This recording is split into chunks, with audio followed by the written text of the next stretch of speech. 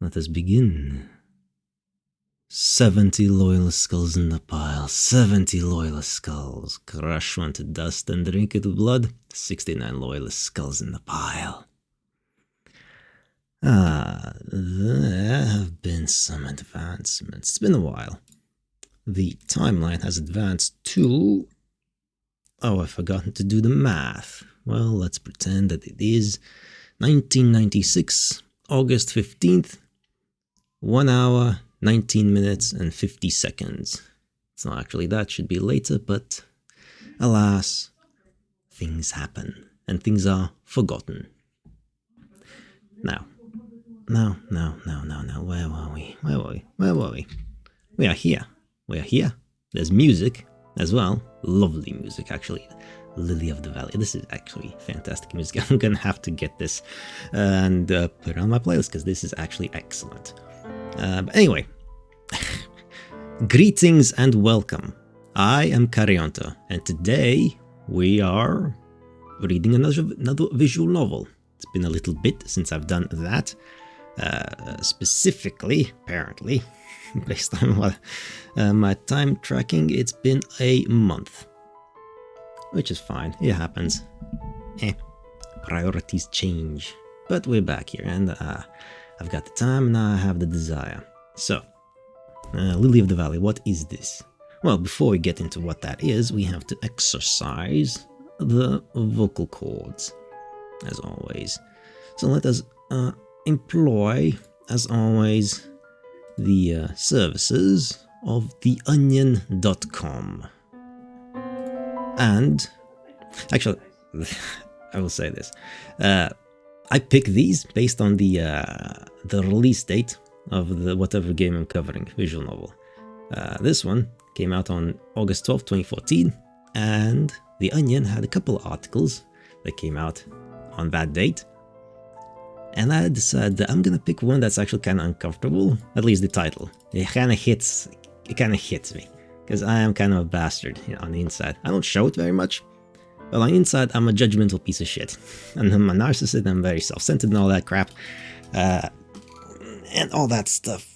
But, you know, I don't really show that because there's no benefit to me showing that to others and, like, subjecting other people to my, you know, assholishness. Because, like, there's literally no benefit. I don't understand why people are assholes to others. You can be an asshole inside your head. Nobody can, like, you know, do things about your thought crimes. There's no such thing as a thought crime. You can do whatever inside your brain.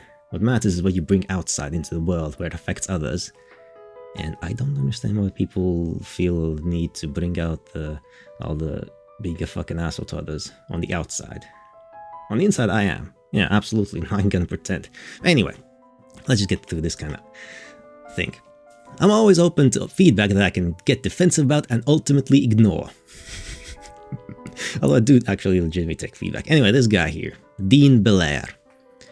I'll be the first to admit I'm not perfect. I make mistakes, the same as any of us do. We're only human after all, and despite our best intentions, we're bound to make poor choices now and then.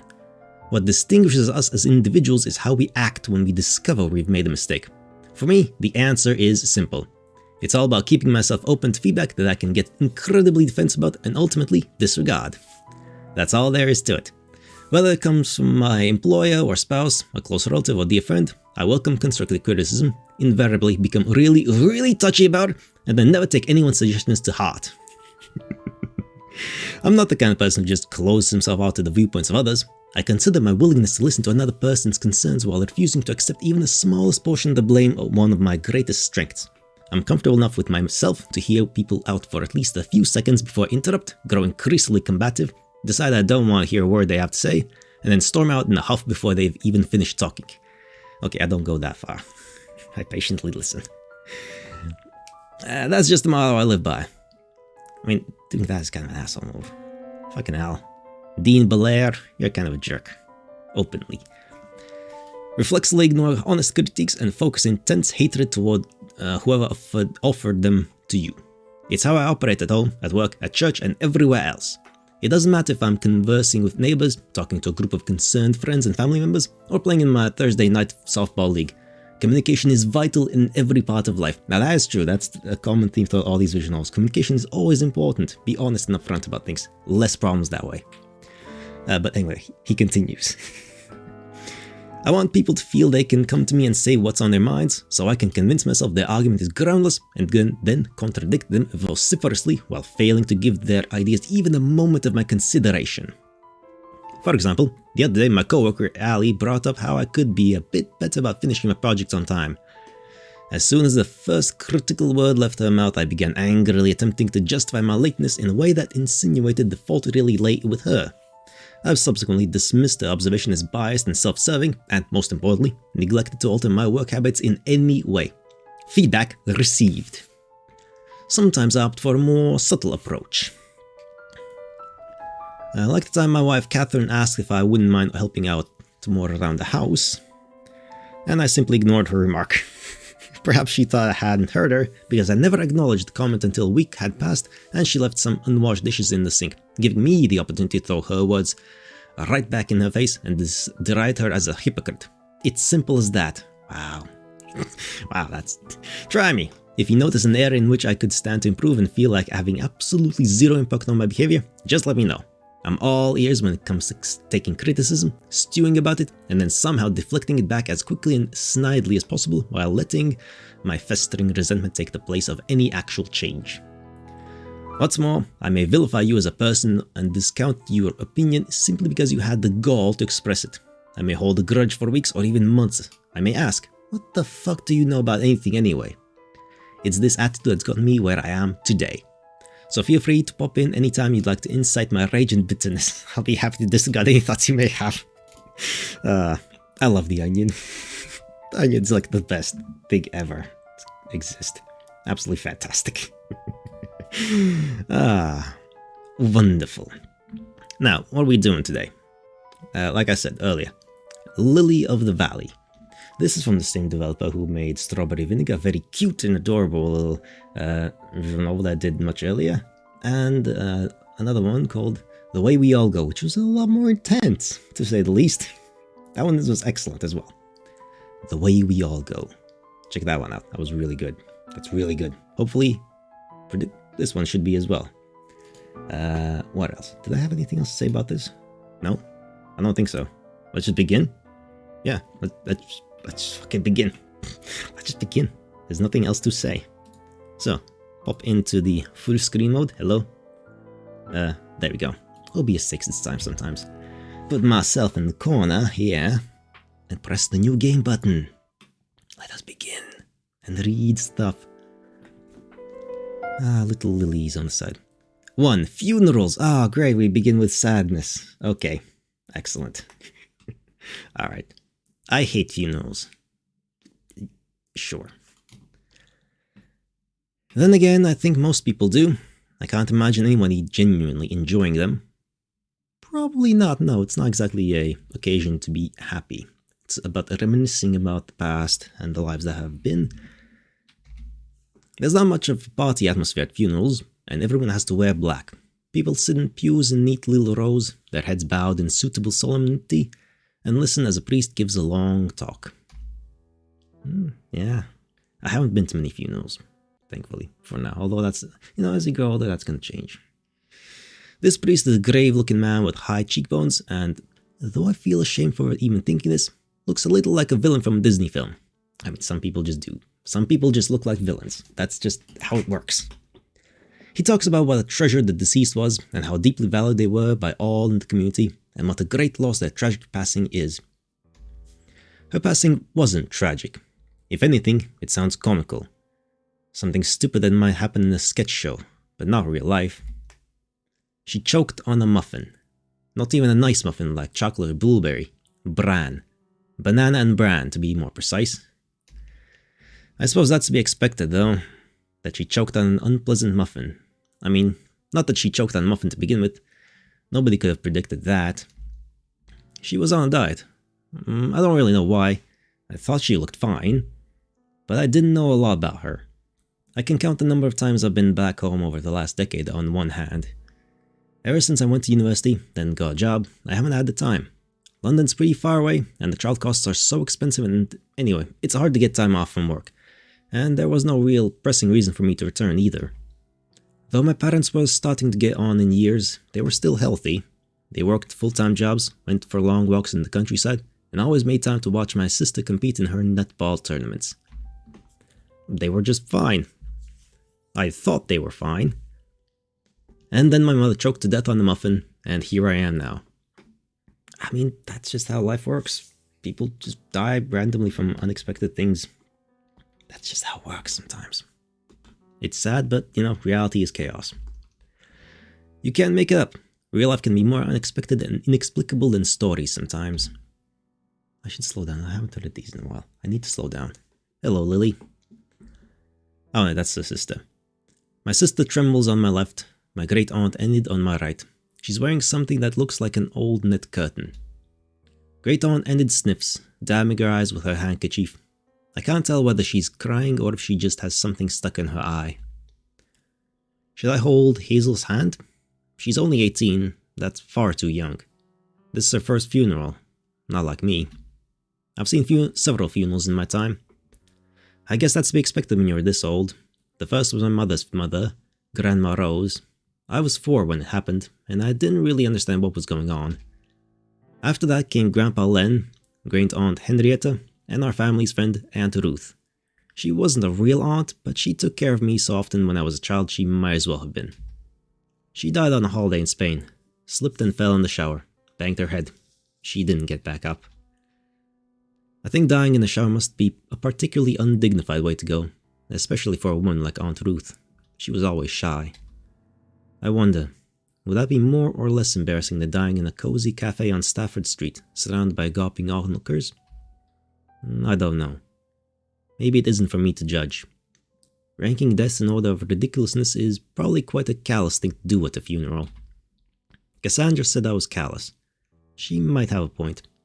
Even the broken clock is right twice a day. Hazel's eyes are wet. She sniffs, wiping her tears away with the back of her arm. I'm her big brother. I should hold her hand. Isn't that my job? To provide comfort and companionship? But the gap between her hand and mine seems so large. It's like a chasm, completely insurmountable.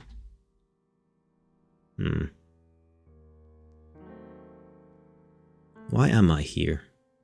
Why am I sitting on this wooden pew in this uncomfortable black suit that's slightly too small for me? I don't like wearing suits. They're so impersonal. You can use them for anything.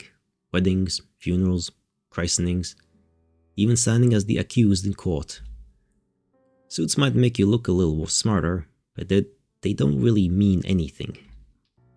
This is a farce, a joke. I don't see my parents for a year, and when I do, it's like this, in a suit, in a church, with my mother in a casket. No way.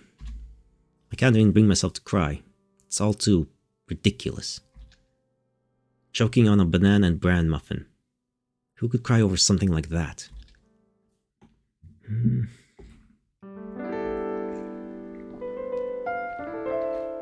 2. Risk. Alright. What are we risking? I still can't believe it, says Hazel. And she's not the only one. Neither can I. It's only been 5 hours since our mother's body was burnt and scattered to the wind, and we, me, my father and my sister, are sat around the kitchen table playing Risk. Risk is one of those strange games almost every middle-class family seems to own, but nobody actually likes. Playing it takes far too long, and either people don't take it seriously at all, or they take it far too seriously, often resulting in arguments and accusations being flung from one side of the table to the other. Well, it's better than Monopoly, probably. But yeah, I mean, there is no guideline for how to handle a funeral and sadness and the loss of somebody. That's just, it's just a thing, and you move forward somehow. There's no right answer, and there's probably some wrong answers, but there's no one right answer. You just gotta take your mind off things, let your brain process it in the background for a few days, weeks, months maybe, depending on who you are, how you process it. yeah, it's deeply personal and individual. Maybe that's why we're playing it. It's some strange form of self-punishment. Yeah, sometimes people feel that way. It might seem boorish or crass, insensitive even, to play a board game that's actually fun, like Cluedo or Cranium, on the same day our mother's corpse was cremated. There, dear, says Dad, looking slightly more disheveled than usual. We all have to go someday. Your mother was just... His voice catches in his throat. He looks pained. It was just unfortunate. That's all. He finishes. No, that's not what I meant, says Hazel, shaking her head. I meant the priest. He... Do you think he looked like a villain from a Disney film? I ask. Really? Yeah, like that guy from The Hunchback of Notre Dame, the kinky one. Well, now you say it, I kind of see it. Hazel laughs, but not for very long. Maybe she feels too guilty to laugh. That is why we're playing Risk after all. I just mean, that priest, he... Hazel pauses, a pained expression on her face.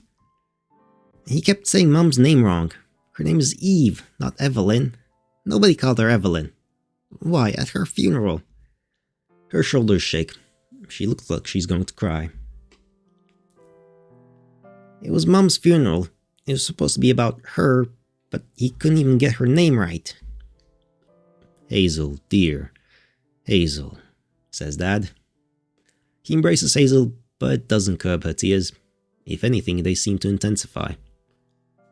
That guy knew nothing about Mom. Absolutely nothing, she says. He'd never met her before in his life, yet he had the nerve to stand there, acting so important, pretending that he cared about her as much as we do. And he couldn't even get her name right. I know, dear, I know. Dad tries to placate her, patting her on the back gently. That's just how funerals are, I'm afraid. They're only a formality. But it shouldn't be like that. It was Mom, and she died, and... I know, says Dad. He rests his chin on the top of Hazel's head, letting her cry into his shoulder.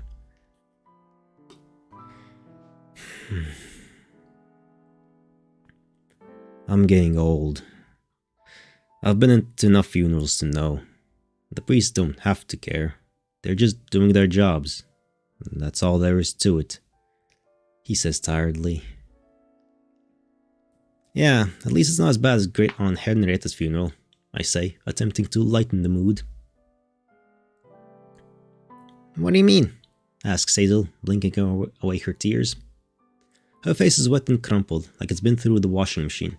Her eyes are rimmed red, her eyelashes stuck together in clumps. I should have held her hand. Why didn't I hold her hand? I try to offer her a smile, but it feels awkward and unnatural. They kept calling Great Aunt Henrietta Harriet. Really? Asks Hazel. Really. Everyone got pretty mad. Ah, Dad nods his head. I remember that. Didn't your great aunt Enid want to file a formal complaint? I think so, but nothing came of it. I don't know if Great Aunt Enid had a leg to stand on, since she thought Aunt Henrietta was called Hermione. Oh. A bit of levity. That's important. The three of us laugh a little, but it's half-hearted, half-formed, and fleeting. Well, yeah, like I said, no right answers. The laughter disappears discordantly, without a trace, making us all feel uncomfortable in the aftermath.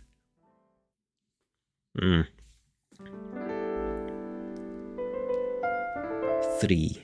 Cassandra. Alright, who's Cassandra? A couple of years ago, I used to go out with a woman called Cassandra. It wasn't a serious relationship. There were no declarations of endless love and no plans for marriage. We just went out for drinks a couple times a week, or occasionally to a film. Sometimes we went back to a place and had sex, and that was it. We were only together for 5 months. It was brief and fleeting, not worth getting upset over. I didn't really like her all that much, even though she was quite pretty. She had a nice smile, nice teeth too.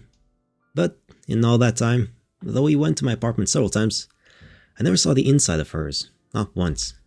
She said it was because she had a dog at home, her dear little Buddy, a stupid American name, and he was her baby. She said she didn't want Buddy to see us having sex, it would be unethical. It would be kind of like child abuse, you know? Was what she always said, but I never really got it. Couldn't she just lock the bedroom door? Oh no, I could never do that. Buddy's like my baby. What mother would lock her own baby out of the bedroom? It's unethical. Okay. Cassandra said that a lot, about all kinds of things. She couldn't eat veal, it was unethical. She couldn't buy eggs from battery hens, it was unethical. She couldn't support gay marriage, it was unethical, and also unnatural. But she had nothing against people who were like that, you know? Right, so she's that kind, okay. But that didn't stop her from going to KFC every once in a while. Oh, okay, so typical, yeah. Cassandra often joked about her name. She said she was all-knowing, all-seeing, like the prophet. What prophet? I remember asking her. The Greek prophet, Cassandra. Able to see the future, but cursed with never being believed. I think that's kind of like me. Right, okay. Not painting a good picture of this Cassandra. This character is. Really? Really? Everything I say always comes true. It's the power of positive thinking. Cassandra was also a therapist. Oh. Okay. She believed strongly in the powers of positive thinking, being able to force yourself out of a rut through sheer willpower. Okay. It all starts with the brain. The brain is an incredible muscle. You just need to learn to love yourself. I wasn't so sure. I'm not so sure either. Loving myself is kind of hard when I get told every day at work that I'm the scum of the earth, I told her. She just sighed and said something vague and unhelpful like, I sense there is a lot of negative energy surrounding you. Yeah, that's really helpful. I told her that of course there was, and what did she expect? Didn't she know that I worked in a call center? Oh god, dealing with people. Fuck that. I'm glad I've never had a job like that. I don't want to deal with people. I don't want to deal with that many people all the time. Fuck that. I want to deal with people on my terms, not on their terms. Maybe you should quit your job. Was Cassandra's invaluable advice. It sounds like it's upsetting you. Yeah, because that's super easy to do. Well, yeah, I think that's kind of inevitable. You need to be made of steel not to get worn down doing my job. I see. Cassandra would say that as though she really did see, just like the Greek prophet. I, however, had my doubts. You know, there's something I do with my patients when they're feeling blue. It's an exercise in positive thinking. Wow, it sounds great. Oh, come on, don't be like that. You haven't even tried it yet. Neither did I want to, but I knew I didn't have a choice. You're going to make me, aren't you? Don't be silly. I'm not going to make you do anything. You're my partner, not my patient. I know, but I just want to help you. Make you feel better. Turn that frown upside down. There we go, there's the pressure happening. Though she said she wasn't going to make me do anything, Cassandra could be quite persuasive when she wanted to be. She got me to write down a list of my perceived negative qualities on a piece of scrap paper, then write opposing positive things on a different sheet of paper. For instance, my perceived negative quality was something like, I'm an awful son and I haven't seen my mother in a whole year, and I keep putting off calling her because I feel like I'm an embarrassment.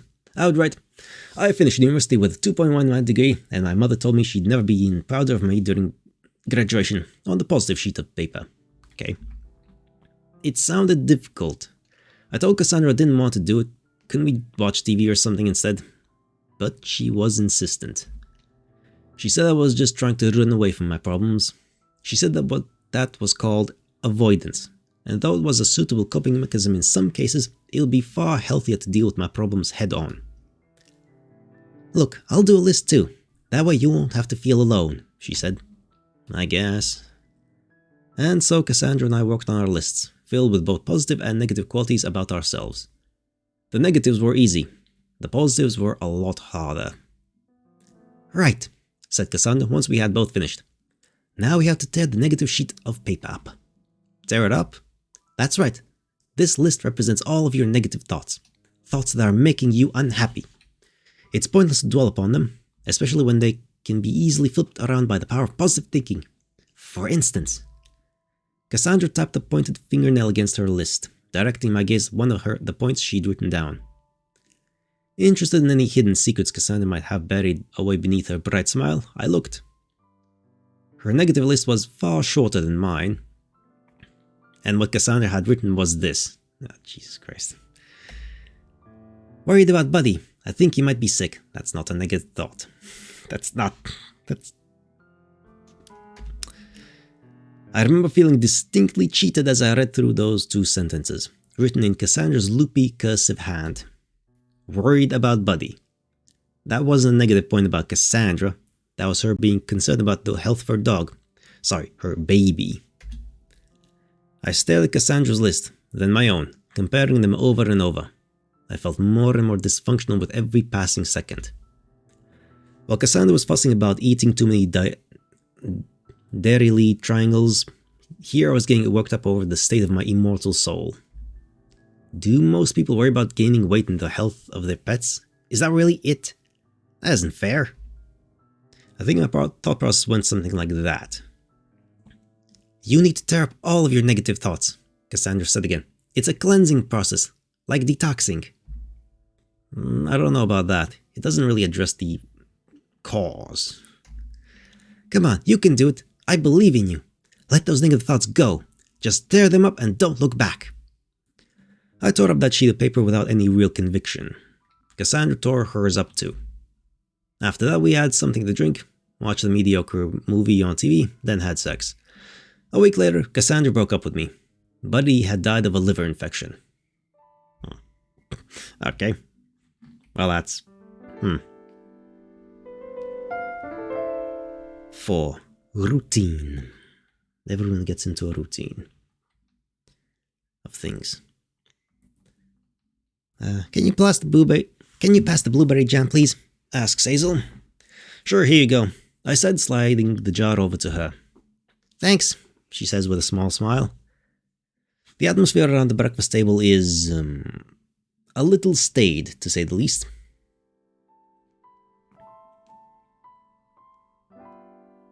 With the absence of Mum, made conspicuous by a single empty chair, you'd think it would feel unnatural, incomplete, as though something's missing, like doing a jigsaw puzzle and discovering the very last piece is gone.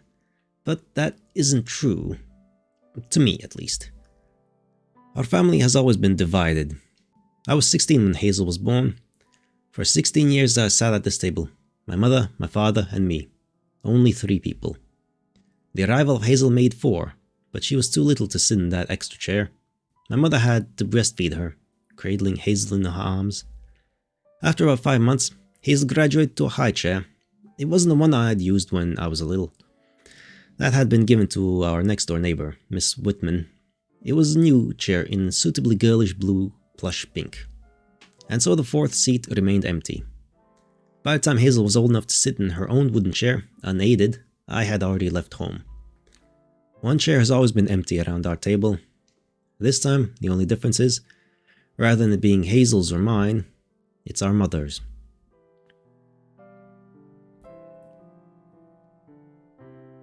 Hazel spreads a thick layer of blueberry jam on her toast, but she doesn't eat it. She stares at her plate, her eyes unfocused. I'm not hungry either, though perhaps not for the same reason Hazel is. Not that I know what Hazel's thinking. Cassandra's list of negative traits was so much shorter than mine. Maybe I'm selfish. That's why I've piled so many negatives onto myself, one after another, like Hazel with her blueberry jam. It's because I only think about myself. Even now, at the breakfast table, the first breakfast after my mother's funeral, I'm still thinking about myself. Aren't you going to eat that, sweetheart? Asks Dad, looking at Hazel with concern. She shrugs. I guess I'm not hungry. But I thought you loved blueberry jam. I do, but, well... Hazel pauses, frowning. Mum loved blueberry jam too. She did, didn't she? Says Dad. Did she? I don't remember. I think I'll go to my room, Hazel suddenly declares, getting to her feet. Her toast remains on her plate, uneaten. Maybe I'll give Cass a call. Cass? I frown. The name is unfamiliar. Casper, you know, says Hazel, but I don't. I'm beginning to feel like I should, though. Well, my voice trails off. I run Casper through my mind, but all that comes back is the friendly ghost. Who'd be cool enough to call their kid that? Casper's a fine name. I had a Kaspars, in middle school. Yeah. Hazel looks unimpressed. She frowns. I already told you this, Dumbo. He's my boyfriend, remember? Well, now that you mention it, maybe I remember somebody like that. You're hopeless. The least you could do is remember the name of your own sister's boyfriend. I bow my head, chastised. I'm sorry, Hazel. I'm just getting old. Well, you are pretty old, I guess. Positively prehistoric, I agree. Hazel giggles. At least that's something. You know what? She says. What? I ask. I think I can see some grey hairs all the way over there. Huh? I run my hands through my hair. Not that they'll shed any light on Hazel's statement. It might be true. I don't know for sure. I don't look in mirrors very often. But I am 34 now. God, that hyphen cut me off. What happened? Where did all the time go? That's just life. I'm 29. I used to be like 20. Just like a short while ago. How'd that happen? Life, that's how. Fuck knows what. It's just a thing. It's just a thing. It wasn't so long ago that I was in my 20s. 29. That's still young, isn't it? I guess. I don't know. I'm 29. It feels like on the borderline age. I guess it always might feel that way. So why do the 30s suddenly seem so much older? I mean, the body does stop growing older and now you're just stuck with more or less what you'll have for the rest of your life. You're not gonna get any natural replacements there. Jesus. My mother was 24 when she had me. A whole 10 years younger than I am now. By that point, my mother was married to my father and they'd already bought their own house. I, on the other hand, still work at the same shitty insurance company I worked at since I left university. I don't have a girlfriend, let alone a wife, and I'm not planning on having children anytime soon. Now to cap it all off, my hair is apparently going grey. Where did my life go so wrong? Is it wrong though? I don't know. I don't plan to have children or a spouse of any kind. I don't need that. Like, it's fine. I'm happy. That's all that matters. Things will have to change, obviously. Life will force change. But, you know, one thing at a time. And this one's really hitting a lot of things. This visual novel is really hitting a lot of things home in some ways. Well, some things. The emotional state of the point of view character, not the circumstances. Anyway, still laughing, my sister exits the kitchen. The kitchen door closes behind her with a slam. The room is engulfed in silence once more. It feels like I'm sitting at the bottom of the ocean. My father coughs and clears his throat. He turns to me. So, when are you going back to work? He asks. I don't know. I haven't had any days off before, so I'm sure they won't mind if I'm away for a while. That's right. You're a hard worker, and hard work gets rewarded. He says, perhaps a touch too hopefully. I think you deserve to take a break. Taking a break in Wales, huh? It's hardly Spain or Greece. There's no warm weather, no nice beaches, no pretty girls in bikinis. Just rain and sheep, and unpronounceable names.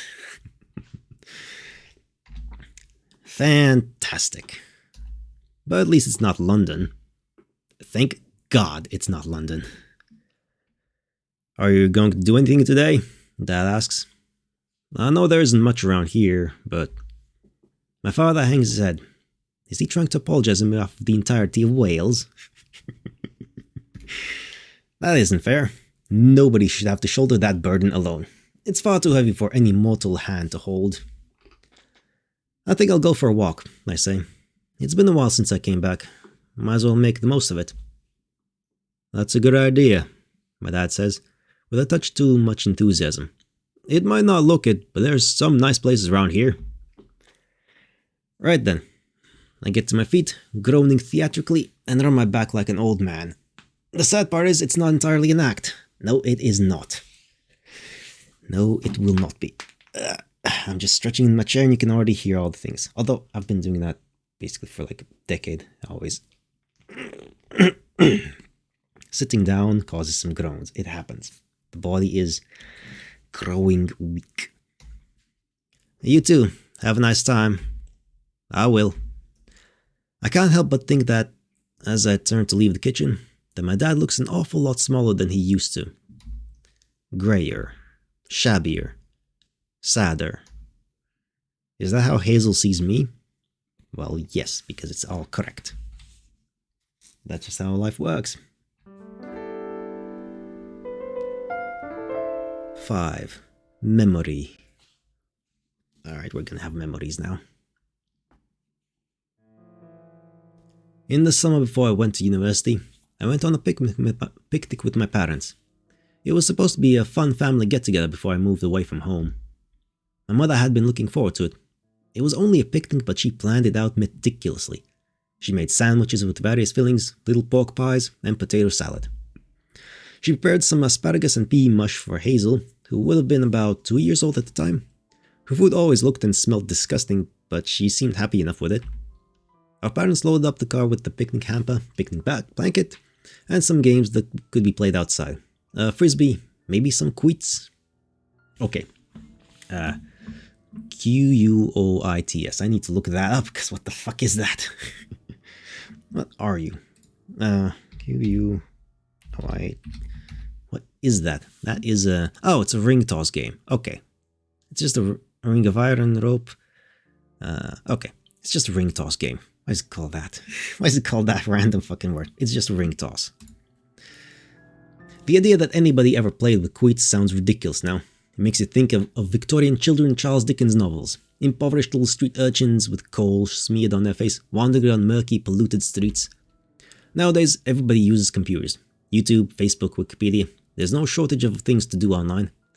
Even if you live in a tiny Welsh village where it always rains. Yeah, internet, computers, there's no borders. Borders are fucking bullshit. We didn't get a computer until I was 16, and that was an ugly, boxy old thing by today's standards that took about 15 minutes to connect to the internet. I hardly ever touched it. Yeah, that's inconvenient as fuck. When I had to do my homework, I referred to books. When I want to play games, I play with quoits. Quoits and a frisbee. I can't believe I ever played with quoits. This must be why Hazel calls me an old man. I know she's never played with quoits. I'm probably mispronouncing it like a fuck. Okay, actually. How do you say that? Quite. Quite. Quite. Quite. Okay, quite. Thank you, Google. With quite. Quite. Okay. She probably doesn't even know what a quite is. Quite. Sure. Our designated picnicking spot was a small lake surrounded by a border of trees, populated with small birds and squirrels. It was a common enough sight in wet, rainy Wales, which has more nature than one could ever need, but was fairly picturesque all the same. I used to go there for walks with my parents. When I was young, I'd sail boats in the river with my dad. Sometimes I took bread, hoping to see ducks or fish, but there were never any there. However, there was rain. On that day, it rained. The weather forecast said it would be sunny, but it rained all the same. It wasn't a simple drizzle either. Nothing that would clear up by itself if you gave it a bit of time. And we did give it time, believe me. I waited in the car with my parents, Hazel alternating between sucking her thumb and sleeping, for 2 hours. Okay, come on now. You change your plans, you go back home or you go or like some kind of indoors place. The rain didn't let up. We had to eat our sandwiches and little pork pies and potato salad in the car. We didn't even get to play with the quoits. Quoits. Fucking quoits. The whole time the rain drummed incessantly against the windows of the car like manicured fingernails. Tap, tap, tapping impatiently on a wooden desk. My last summer at home. My last meal out with the family. Spent in the car, in the rain. I remember. Though she tried to keep a brave face on, laugh, tell jokes. During the hour-long journey back home, my mother started to cry. Well, yeah, makes sense. It sucks, but again, life. 6. First meeting. Alright. Meeting another character? Or is this just Hazel? There's somebody standing on a small outcrop of rock that overlooks the valley. Clusters of dark green trees and a wide expanse of grass, framed by the gentle curve of a road, can be seen in the distance. I start, surprised. I've never seen anybody else here before. In my rebellious teenage years, when I was jaded and melancholy, I often went here. I say rebellious, but as I lived in a small Welsh village, there wasn't a whole lot of I could do actually rebellion-wise. There were certainly no clubs, and only one pub. Man, that is tiny. A single pub in the United Kingdom place. Fucking hell. Trying to cajole alcohol underage would have been impossible when Roy behind the counter was well acquainted with my name, face and age, being a member of the neighborhood watch alongside my parents. The only thing I could do was walk, and so I did. I was always going for long, ambling strolls with no particular aim or purpose, thinking brooding thoughts. Mostly they were about Imogen Parker, and why wouldn't she go out with me? That was about it. I'd already grown out of my self-obsessed Jack Kerouac phase by the time Hazel was born, and I stopped going for walks. I keep my brooding solely inside my head now. And yet, for some reason, maybe nostalgia or maybe some lingering sense of teenage entitlement that still hasn't faded away, I thought this place would be the same as before, completely isolated, except for me. Me and the birds. I click my tongue against the roof of my mouth and shake my head. I must sound like a territorial dog, pissing around lampposts and dustbins. It's been almost 20 years. Why can't this girl come here? Yeah, it's a public place. It's nature. The girl looks a little like Imogen Park, actually. She has the same pale blonde hair, the same slender limbs. I wonder how old she is. She looks about 14, 15, I don't know, I can't tell. I can't see her face. I was probably that girl's daughter then. I guess I should get going. If this girl has appropriated my old brooding spot, I have no business hanging around here. It would look suspect anyway. A 34-year-old man like me talking to such a young girl. I used to be that age once. Imogen and I fancied her back then. She was only 14. So was I. But I'm not 14 anymore. I've already started walking away when... Hello, mister. I hear a voice. Soft and gentle. Definitely feminine. The girl. Well, you're stuck with... Hello, mister. That's the best I can do. Okay, those are some eyes. I think there's a bit too much detail in those eyes. It's staring at me. I look back over my shoulder. My eyes meet hers. They're light blue. Not like Imogen's, then. Her eyes were dark green. Well, of course her eyes don't look like Imogen's. They're not the same person. I'm being stupid. What is it, miss? Miss. I wince inwardly. I sound like I'm in secondary school again, addressing a teacher. Either that or trying to chat her up. I hope it doesn't sound like that. Am I being too smarmy? I recognize you, she says. You do? I ask. It seems unlikely. I haven't been back here in so very long and she's so very young. Maybe she's mistaken me for some celebrity? A singer? I have to snort at my own self-indulgence, as if I look like a pop star. The girl nods briefly, her head barely moving. Her long hair flutters in the breeze. Yes, from the funeral. Ah, the funeral. Of all the things she could have said, I didn't expect that. Okay. So somehow related to the family. Or somebody. You knew my mother? You mean Miss Crowther? She asks, blinking. That would be my mother's maiden name. She kept it after she married Dad, though I'm not sure why. Maybe it's because Dad's last name is a little strange and people always pronounce it wrong. Well, it's Welsh name, so I bet that's correct. Evelyn Crowther. Most people called her Eve. Yeah, that was my mum, I say. Oh. There's a small silence.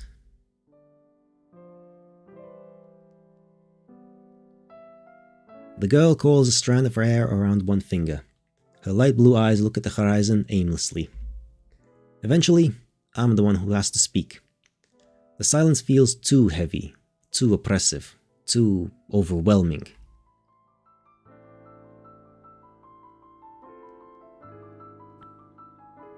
I didn't know you went to the funeral. I didn't see you, I say. No, well, I'm not a family member. I sat at the back. I thought it might have been rude to turn up at all, but I don't suppose Miss Crowther would have minded. No, I don't suppose she would have. She was beyond minding at that point, I think. Yes, I'd say that's a reasonable assessment.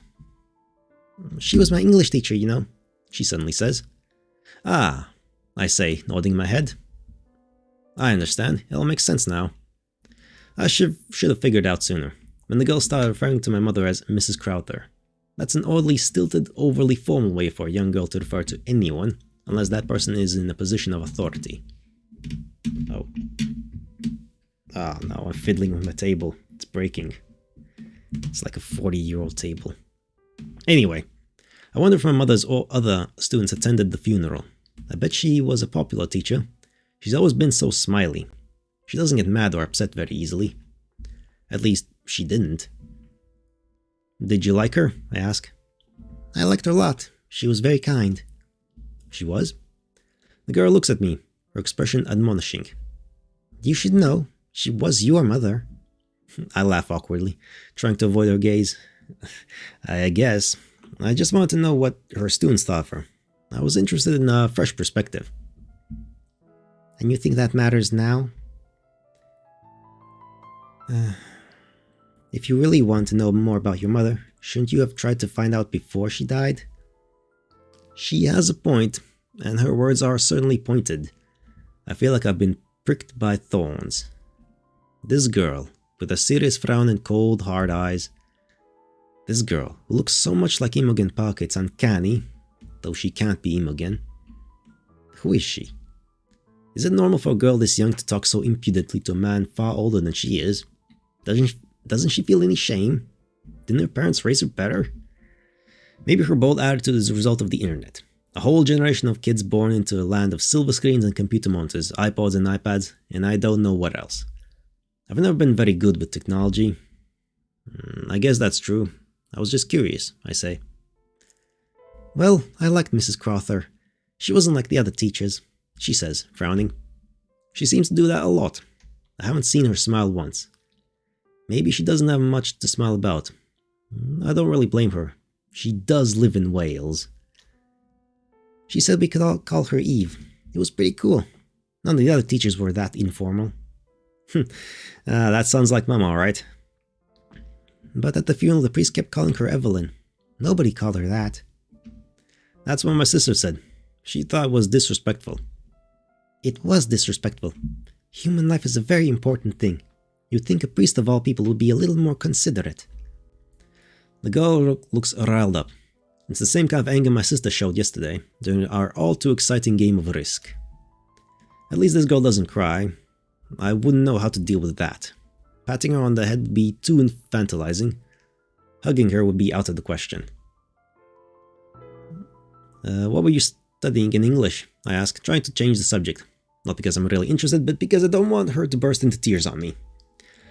I'm a coward, I know. A hopeless coward. But at least I'm upfront about it. That's more than most people can say. We were doing Of Mice and Men. By Steinbeck?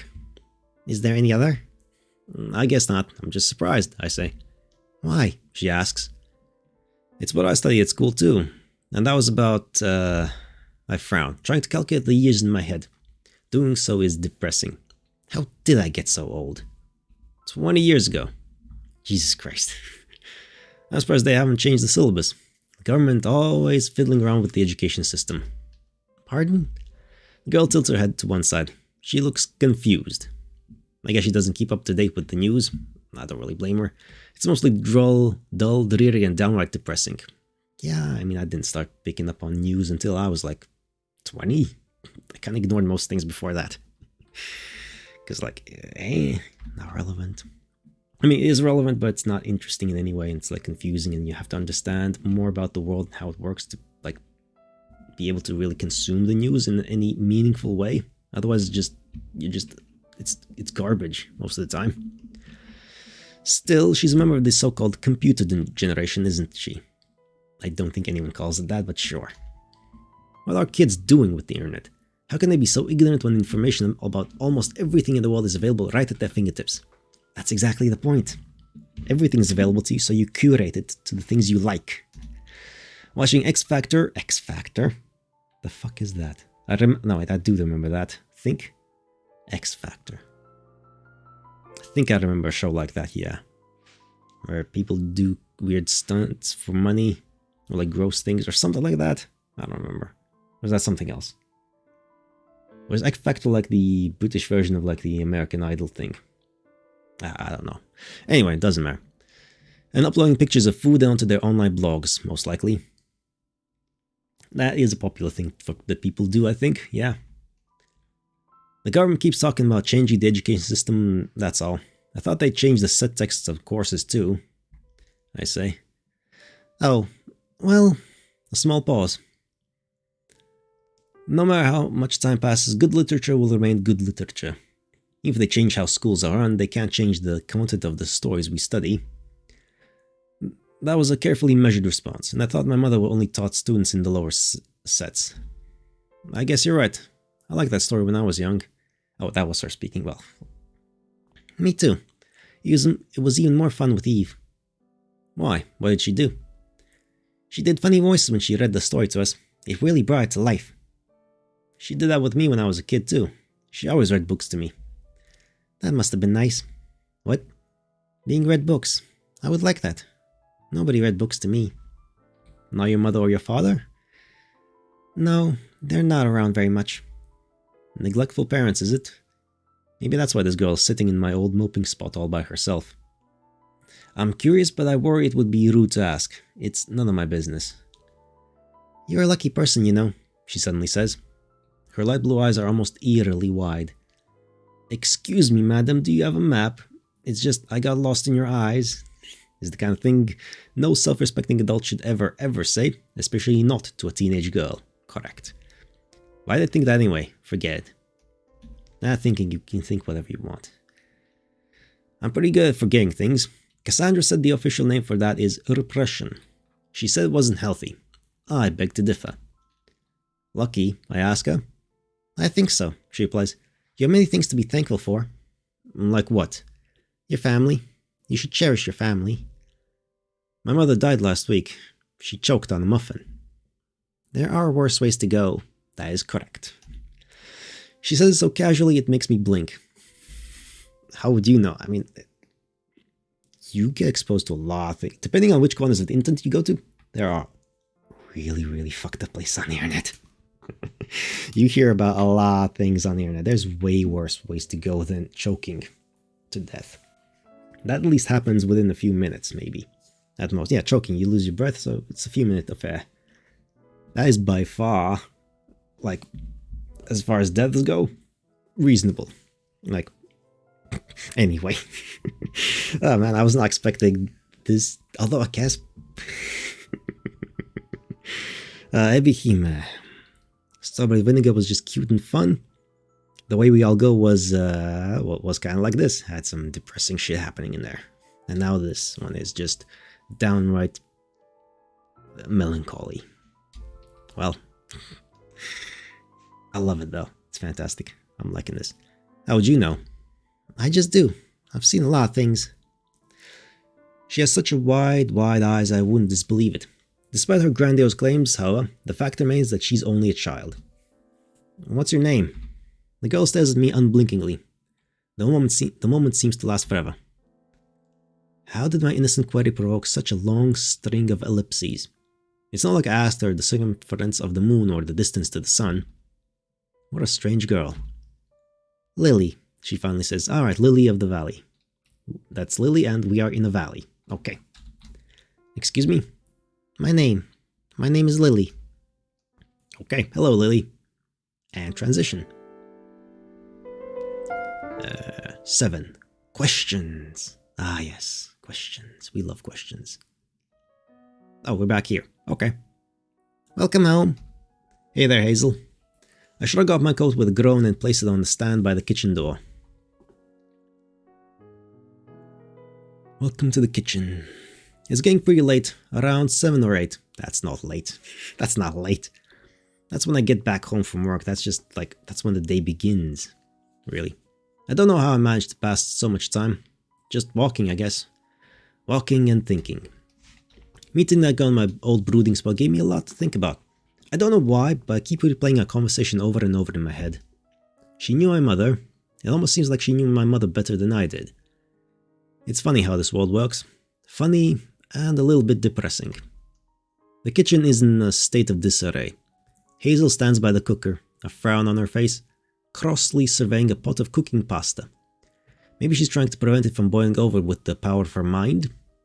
Wearing that apron, her hair tied up in that messy ponytail, she looks a little like a newly qualified primary school teacher, dazed and confused.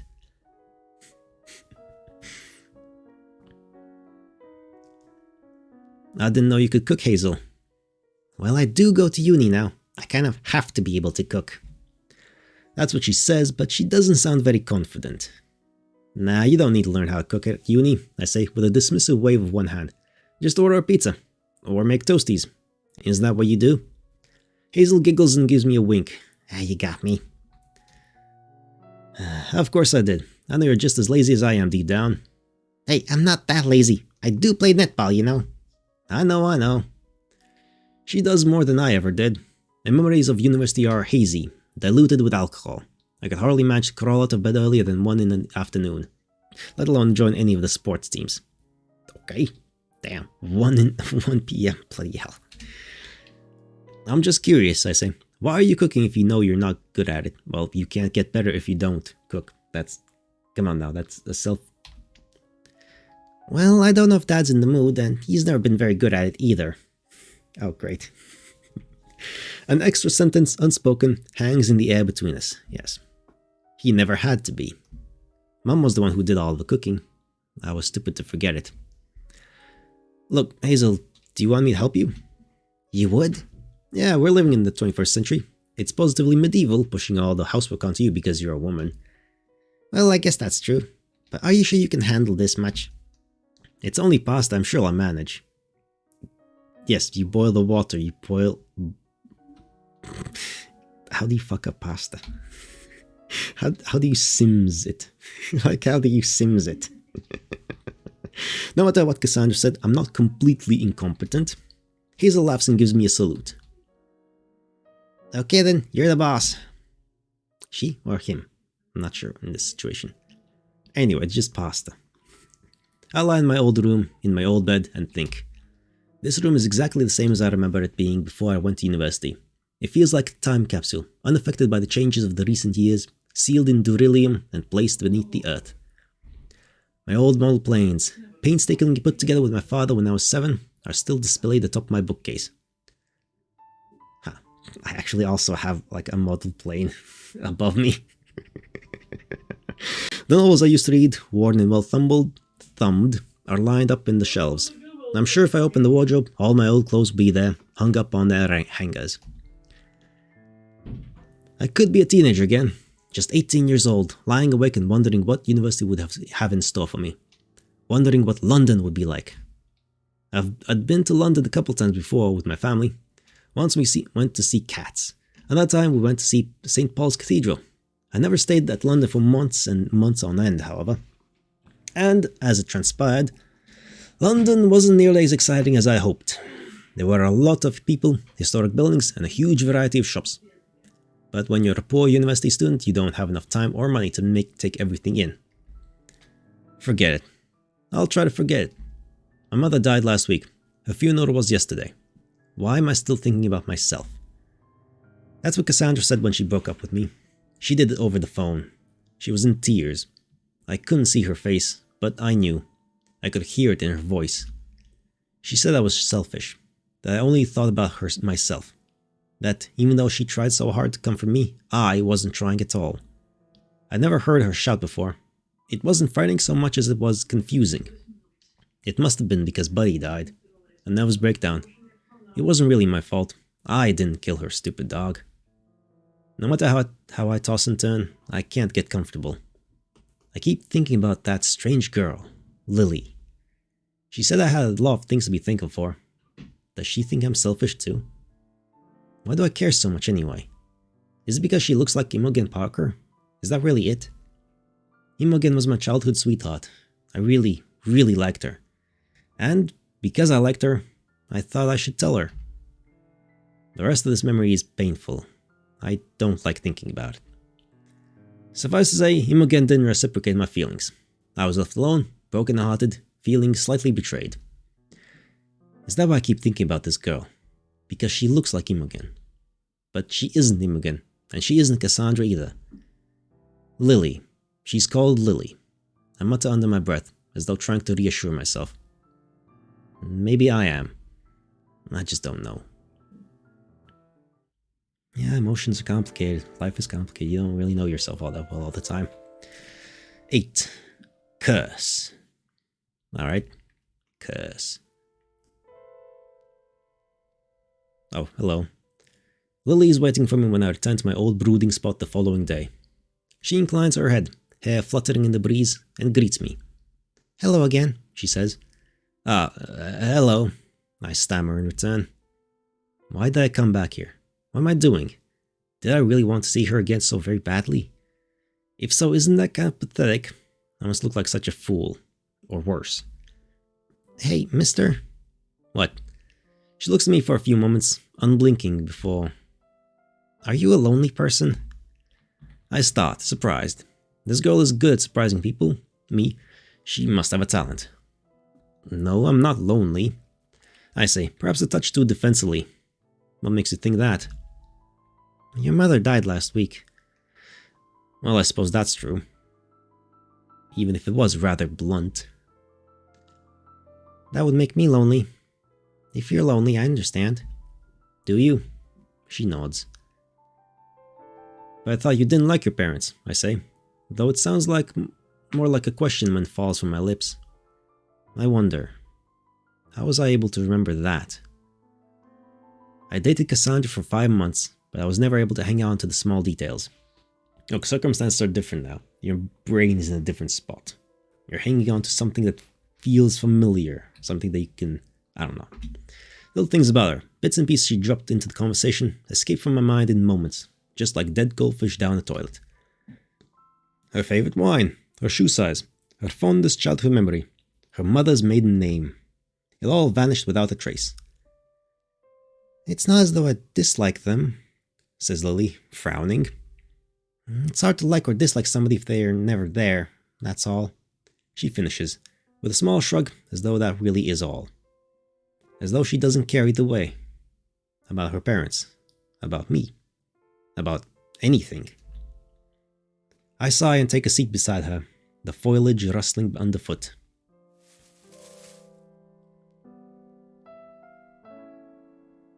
That sounds sad, I say, as though I expect her to care about my opinion. I don't think she does, because she shrugs again. Maybe it is, maybe it isn't. I don't have much of an opinion on them, either way. So why did you say that you would be lonely if your parents died? I meant it hypothetically. If my mother was as nice as yours. You really liked my mother? She was my favorite teacher. I was sad when she died. I was sad too. It'd be strange if you weren't. You are her son. True. Is this some kind of competition? Is she trying to get one over me? But even so, I already knew, says Lily. I reply intelligently. I seem to say that a lot around this girl. Huh and oh. 2 fallback phrases. I don't know if I've used those 2 syllables this much around anybody else before. I try again. What do you mean, you already knew? Exactly what I said. You knew she was going to die? Lily nods her head. I mean, everyone's going to die, that's just how life works. But how? Her response is maddeningly simple. I just did. Oh. But her death came completely out of the blue. It's not like she had cancer. That's a terrible way to go. I know. That's what Grandma Rose had. Lung cancer. How dreadful. Did it last long? Long enough. 6 months. That must have been tough. I'm sure it was. I don't mention that I was only 4 at the time, and I don't really remember the details.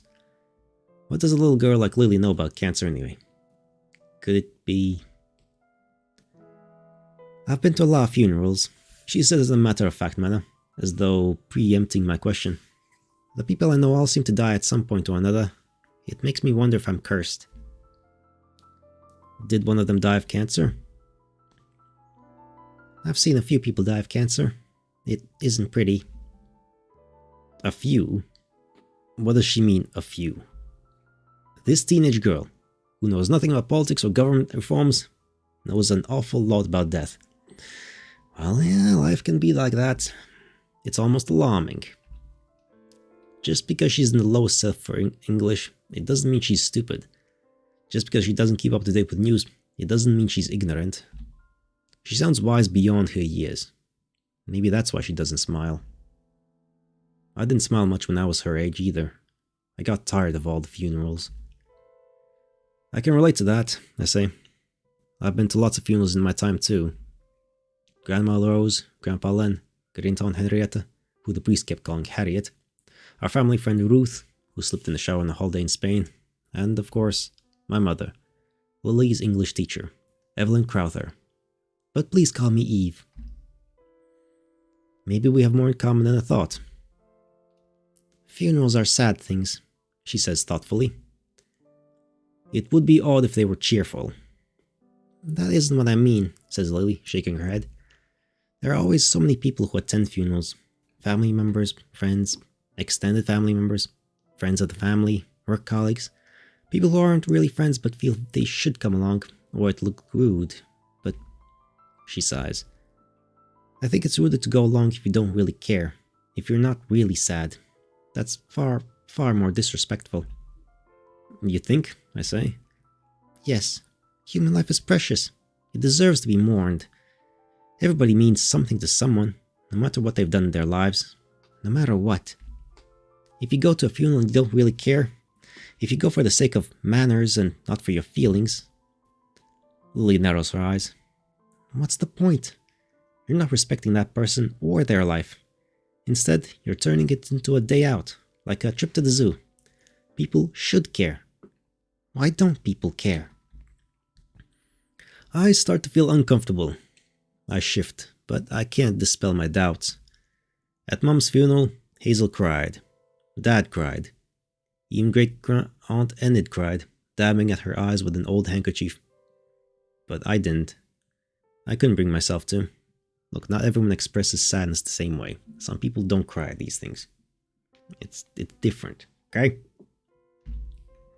It all seemed too staged somehow. Too fake, too hollow, too empty. The too tight black suit didn't help. Why should you get dressed up to go to a funeral? It's not as though the corpse will care. They're long past caring. But maybe it's about respect. Maybe it's about doing these things regardless because you love that person. Because you want to make them happy, even if they're not around to appreciate it anymore. Even if it is illogical. Is that really why? I'm 34, but there are a lot of things I don't know about the world. I'm tired of going to funerals. There are always so many funerals, says Lily. That's because there are a lot of people in the world, I tell her. Everyone has to die at some point. I know that, but I don't know why it has to be so sad. Do you often feel sad? Sometimes. I think it's inevitable, given the world we live in. You mean Wales? No, that isn't what I mean. I mean the whole world. The whole world is always raining. Even when it isn't, it doesn't stop. I can't help but smile at this. It sounds like she's reciting a poem. A bad poem. Is that one of your own? What do you mean? What you just said. Did you make it up yourself? Lily looks at me dubiously. I think she's trying to figure out whether I'm poking fun at her or not. I guess so, she replies after a pause. What about it?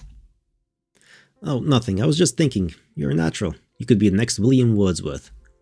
My compliment falls on deaf ears. Lily looks unhappy. I don't like Wordsworth. You don't? No, I think his poems are self-indulgent and patronizing. I laugh. To tell you the truth, I think that as well. You do? Yeah, can't stand him. Then we're in agreement, says Lily, a small smile spreading across her face. It's a gentle, genuinely happy smile that could make anybody's heart flutter. Even mine. Okay? Oh, we've been hanging around here for a while. It's getting late, says Lily, with a touch of ruefulness to her tone. She is right, the sky is a soft, gentle yellow, with light orange peeking out through the clouds. The sun is setting.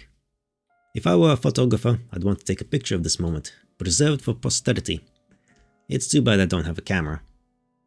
How much time have I spent here, sitting in my old moping spot, alongside this girl? How did the time pass by so quickly? I must have been lost in my thoughts. I must have been lost pretty deep within them, traversing a vast subterranean cave of subconsciousness for the time to slip by so quickly without my knowledge. Aren't you going to go home? Lily asks. She's acting as though she's the parent and I'm the child. Make sure you don't stay up too late. It's bad for your skin. Remember to eat your vegetables. Yes, even the broccoli. And don't talk back to me, mister. My mother used to say these kind of things to me when I was young, but she always accompanied them with a smile. Lily, however, isn't smiling. Shouldn't you be going home first? You're younger than I am, I'd thought. Does that make a difference? I wouldn't be acting like a responsible adult if I didn't tell you to take care of yourself. Are you a responsible adult? That's a good question. One I don't know the answer to. What does being responsible even entail? It's not as though my parents will mind, says Lee. Nobody cares if I come home late. She sounds melancholy, resigned to her own fate of being ignored and uncared for. I feel like I should comfort her, but I don't know how. I can't even begin to imagine how she feels. I've always had a loving family, a cheerful mother, a slightly overprotective father. I really am lucky, aren't I? She gets to her feet, dusting off her skirt, and turns to face me. So, Mr. Responsible Adult, will I be seeing you again tomorrow? Do you want me to see you again tomorrow? That doesn't matter. This isn't about me. You're lonely and you have absolutely nobody else you can talk to. Aren't I right? I let my voice trail off. I don't know what to say. You'll come back. I know you will. That's what lonely people do. You're lonely too? Of course I am. Everybody is. Some people are just better at hiding it than others. Even Wordsworth. Even him. You've never met him. I don't have to. I think you're making some pretty big assumptions there. It's not an assumption, it's fact. Like saying the sky is blue. It isn't right now. You know what I mean. You know that I'm right. Is that so? I think, but I don't bother saying it. I think I know what she'll say in response. That is so. What a strange girl. Is she your typical brooding teen, or is there some actual weight to her words? By the way, she says. She looks at me and smiles. I think that smile suits her. If I were a photographer, I'd forego the scenery. I'd much rather focus on that smile. Rare as a lunar eclipse. Perhaps even more perfect. I like ring donuts a lot. Don't forget, okay? Otherwise I'll be mad at you. I'll make you pay. How? She's only a teenager, and she's a good deal shorter than me. Her threat doesn't hold that much weight. Neither does she. She looks so light, a sudden gust of wind would probably be enough to blow her away. But her smile, self-confident smile, doesn't waver. I have my ways. Just know this. I'll make you sorry, old man. Okay? And with that, she turns and skips away. That's right, she actually skips. I'm not making it up. Almost like she's Dorothy going down the yellow brick road. Since when do teenage girls skip? Isn't that a bit juvenile? Hey, skipping is fun. There's no age restriction on doing fun things. I guess it's true what they say. Life really is full of surprises. It's only when she's advanced a few feet, the bottom of her body already engulfed by the steep incline of the hill, that I return to my senses. Hey, I'm not old! 34 is that, threshold. 9. History.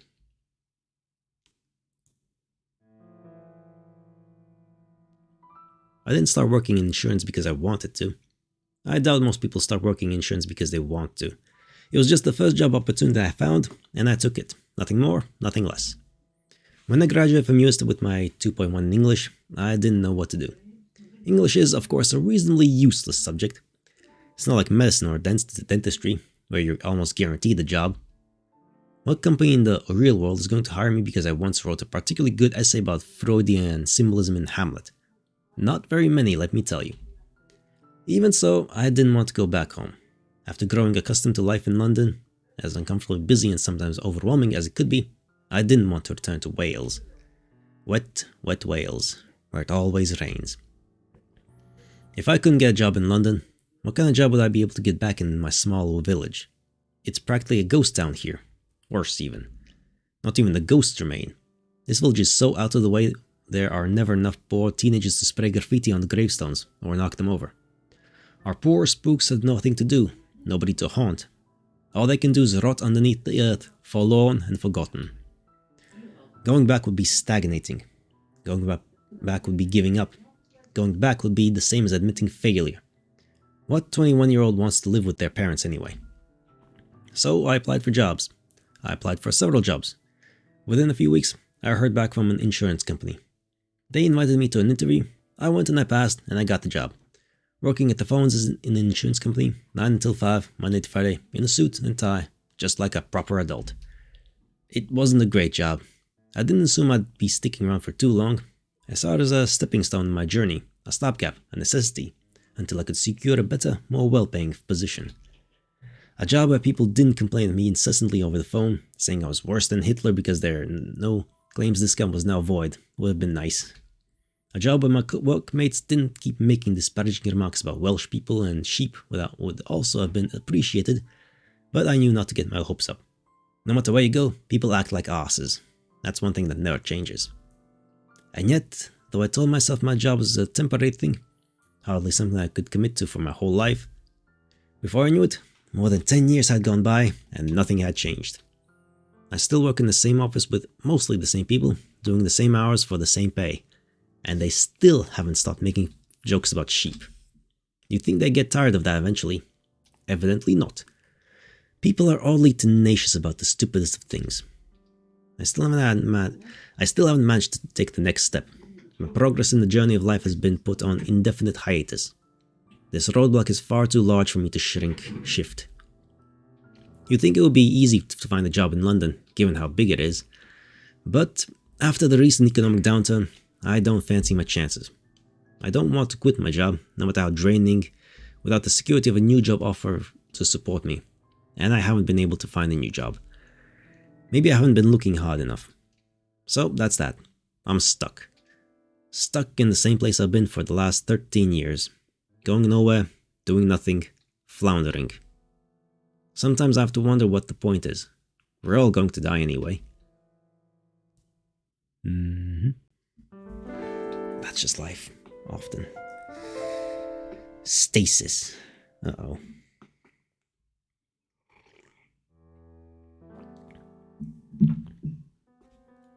"Oh yes, I remember Rosie like it was only yesterday," says Great Aunt Enid. Her voice falters as though she's speaking through a mouthful of sawdust. And that's what happens when you get old. It's hard to make yourself understood.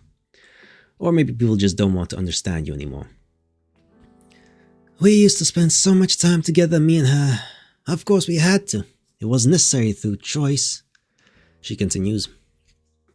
That's nice, Auntie," says Hazel politely, but I don't think Great Aunt Enid is listening. She never does. Then again, most people don't listen to her. I know I rarely do. Yes, she continues. "She was a pretty thing back in those days. Oh, such a long time ago. I used to be so jealous of her. I remember her hubby-to-be bought her a dress, a beautiful dress, navy blue.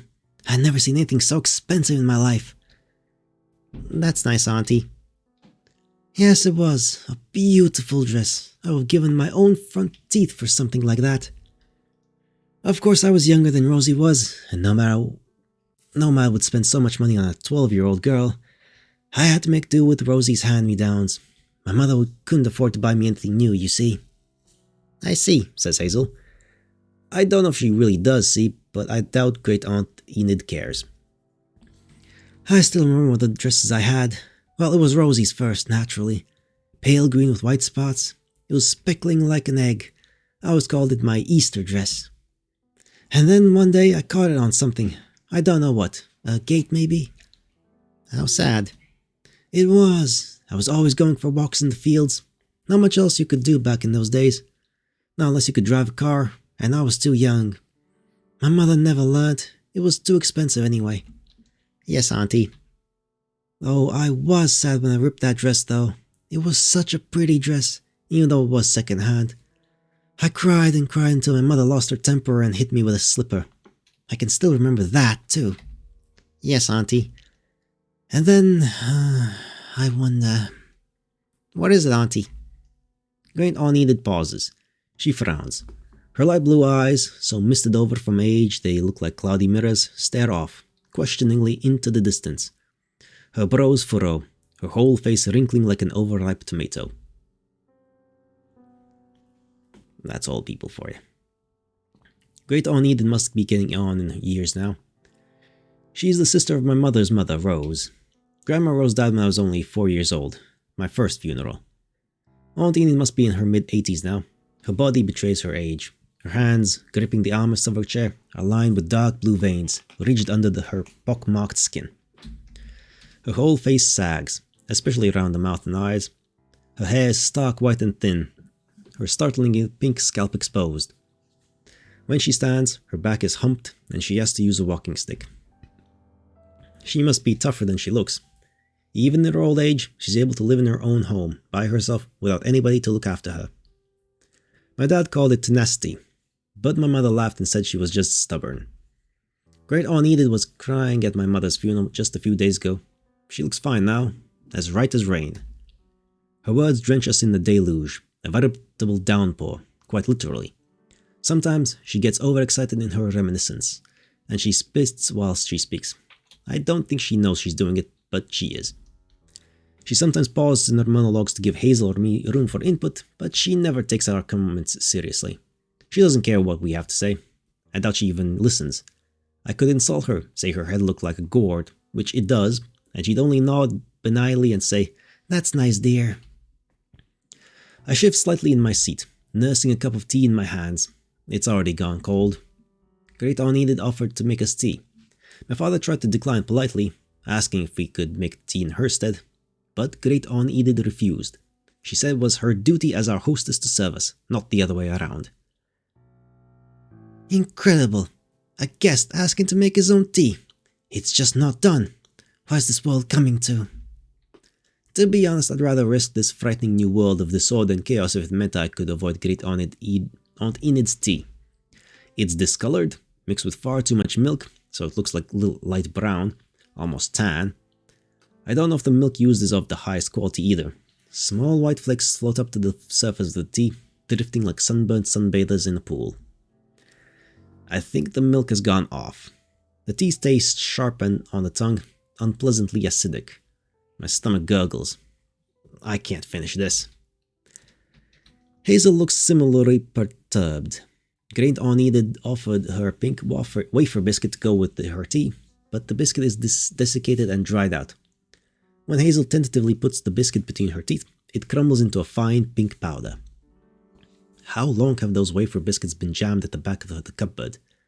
How long has this milk been in the fridge? Maybe, to Great Aunt Enid, time really has stopped. She exists in a strange stasis, encased in amber. Though she's surrounded by the living, all she ever talks about are ghosts.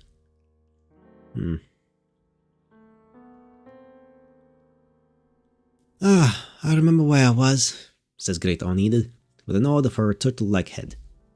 Hazel attempts a smile. What happened next? Now, let me see.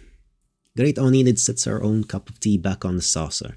She didn't actually drink any of it, did she? Maybe it's just for show. A prop? Rosie's dress. It really was a lovely dress. Navy blue, very smart. I wanted a dress like that. But being too young to attract a suitable beau, I couldn't finance my desires. What a shame. What a shame. Yes, Aunt Enid. All my clothes were second-hand, hand-me-downs. I never got to wear anything of my own. And I must say, I was somewhat jealous. Of course, it's understandable, given our mother didn't make so much money, but all the same. She laughs, shaking her head. I worry, if she moves too quickly, all her thin hair will fall out. Children will be children, you know. I was something of a stubborn girl. My mother always scolded me about it, but that's just in my nature. And that's why Great Aunt Enid has been able to live alone for so long. Stubbornness. My mother really was right. I was so upset about this pretty dress that Rosie had. Well, I'm ashamed of it now, but it is quite a funny story, I think. Of course, Rosie didn't find it funny at the time. She was so angry at me. My mother hit me with a slipper then, too. I probably deserved it, though. But thinking of Rosie's face when she found that dress, the dress she loved so much, that Len had bought her, all cut up on our bed, done with my mother's sewing scissors. That's something I've never forgotten, even to this day. It really was a priceless moment. But Aunt Enid, says Hazel. She looks troubled. Her grip on her cold cup of tea tightens. Great Aunt Enid blinks. She looks like a sleepwalker who's just been woken up. Did she forget that we're here? Maybe she got so caught up in her memories that she started to think for a few moments she was talking to Grandma Rose again. Everyone in the family says Hazel has her nose. What is it, Hazel dear? Do you want another wafer biscuit? No, that isn't it. I was just thinking. Hazel looks at her knees, picking at a small hole in her tights. Wasn't Grandma Rose sad? Excuse me? When you cut up her dress, didn't it make her sad? Well, I suppose so. Great Aunt Enid laughs. She shakes her head. She was sad. Very. But that hardly matters now, does it? What do you mean? She doesn't mind anymore. All wounds heal with time. And it is a rather funny story, you have to admit. Okay, well. Sure, Aunt Enid. Sure. Life. 11. I'm back to Lily. Hello again, mister. Hello yourself, I replied. And why do you sound so surprised? Asks Lily. I didn't know if you'd still be here. But I am. Yes, you are. I told you I'd be here. I suppose you did. You didn't believe me? I do now. I sigh, taking a seat on the rocky outcrop beside Lily. It is a sigh of resignation, or else a sigh of relief. Since I went to visit Great Aunt Enid with my family, or what remains of it, it's now slightly later than the previous times I met Lily here. I thought maybe she'd have given up. Maybe she'd stop waiting. I don't know why I was worrying so much. When did this girl become so important to me? This really is ridiculous. It's an outlet. It's some kind of element where you can just be... I don't know. Everyone's brains work differently. Oh, I see you brought them after all, Lily exclaims. Unusual for her, her eyes lighting up. I guess I did. I didn't realize you were so soft, she says, smiling. Is she teasing me? Neither did I. Lily surveys the pack of donuts with an expression that can only be described as joyous, a wide smile on her face. I don't think I've ever seen her smile like that before. Oh, they look so good. Don't you think it's a bit childish getting this excited about donuts at your age? She sticks her tongue out at me. Well, since I called her childish, she might as well go with the whole thog. Alright, I'm sorry. I apologize. You're not a child. No, I'm not. I'm mature. I'm really, really mature, you see? She says, puffing out her cheeks to prove her point. I laugh. Sure, I believe you. You better. Here, have a donut, I say, handing one to her. You might as well, since I bought them for you. Well, I was going to have one anyway, you gourd head. Gourd head? Yeah, your head looks kind of like a gourd. Does it really? I don't think it does. The insult sounds familiar, but I'm not sure why. Where have I heard it before? You said it yourself. Literally just 10 minutes ago. Maybe on some vapid American comedy show. Perhaps Friends. Almost anything anyone could possibly think of saying has been said on Friends at some point or another. Probably. I watch as Lily gnaws on a donut. She reminds me of a squirrel. She makes short work of it, eating in the most unladylike of manners. Within a minute, it's gone. Roll up, ladies and gentlemen, to see an incredible feat of magic. Watch as my charming assistant makes this donut disappear. I wonder if something like that would attract the crowd. Probably not. Whales might be dull, but it's not that dull. Oh, that attracts a crowd on the internet. Watch a person eating food. The world's weird. The world is fucking weird. Like, there literally are people who make a fuck ton of money by just being, like, reasonably attractive people who eat food on the internet. And that's it. That's it. That's it. It's weird. I don't understand it, but okay. Hey, she says all of a sudden. She's glaring at me. What is it? I ask. You're judging me.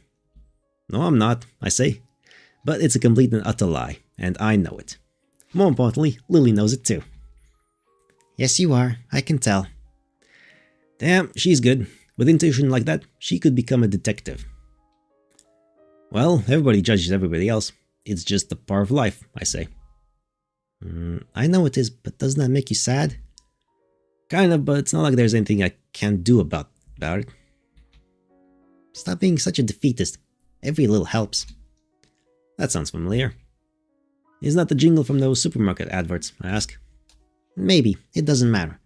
You're focusing on the wrong thing. I laugh. I can't help myself.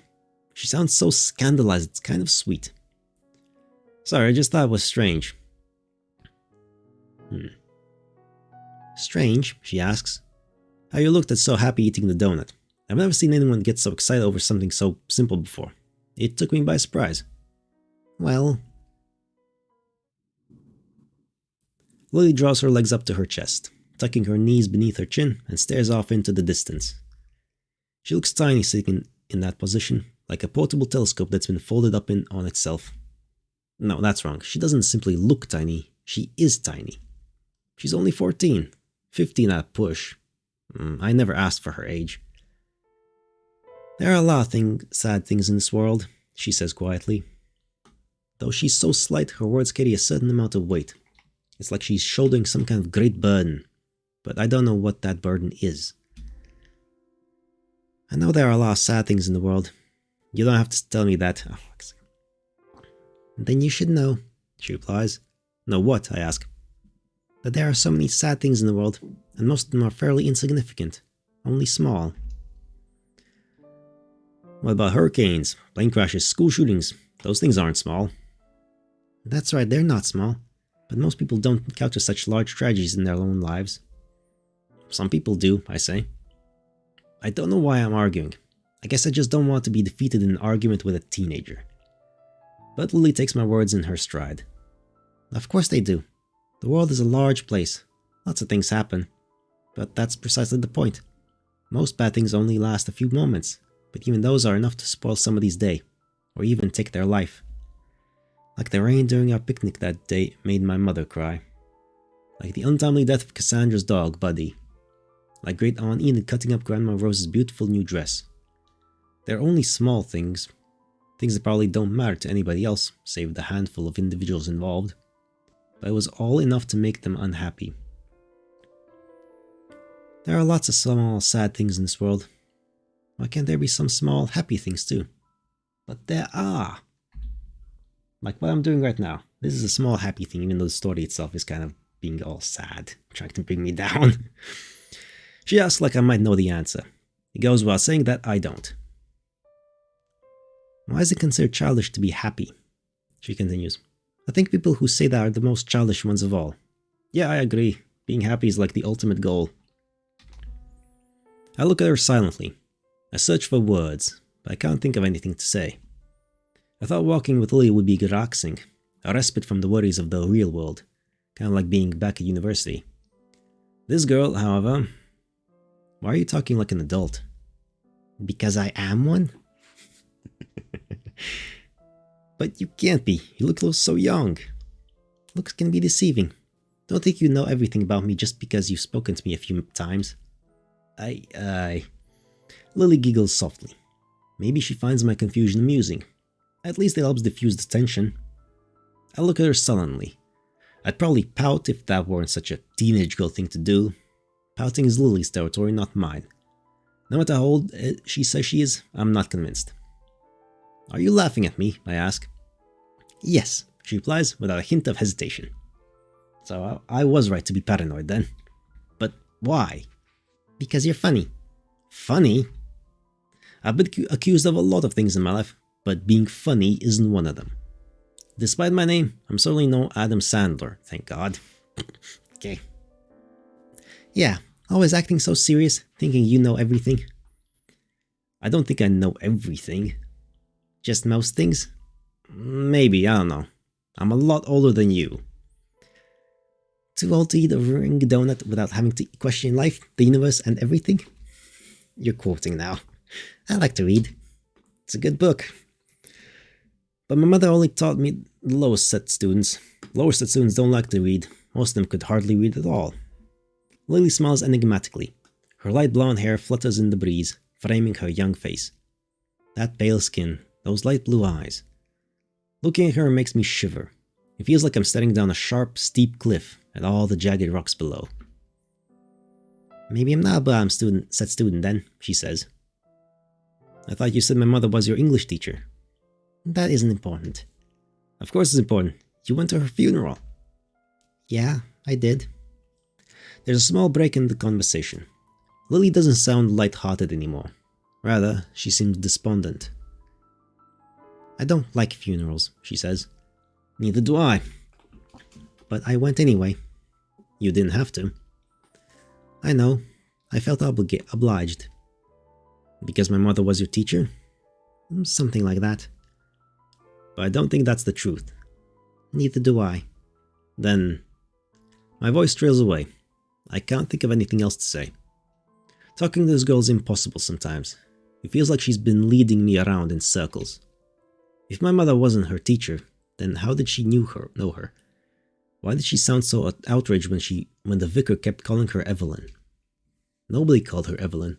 All her close friends knew that. Since when was this girl my mother's close friend? Hey, mister. What is it now? Do you want one? Back to the donuts. She's holding a donut towards me. A sweet pastry covered in blue icing and sprinkles. I can't remember the last time I had a donut. I think it's a little too childish for me, I say. Bullshit, take the donut and eat it. I'd eat it. Donuts are good. I eat sweet stuff all the time. It's delicious. It's probably really bad for my health in the long run, but I don't care. It's delicious as fuck. Oh, are you on a diet? I'm not a girl. Why do I need to diet? Hey. Men go on diets too. Yeah, overweight is not a gender thing. It's just a health thing. I'm not that kind of person. I see.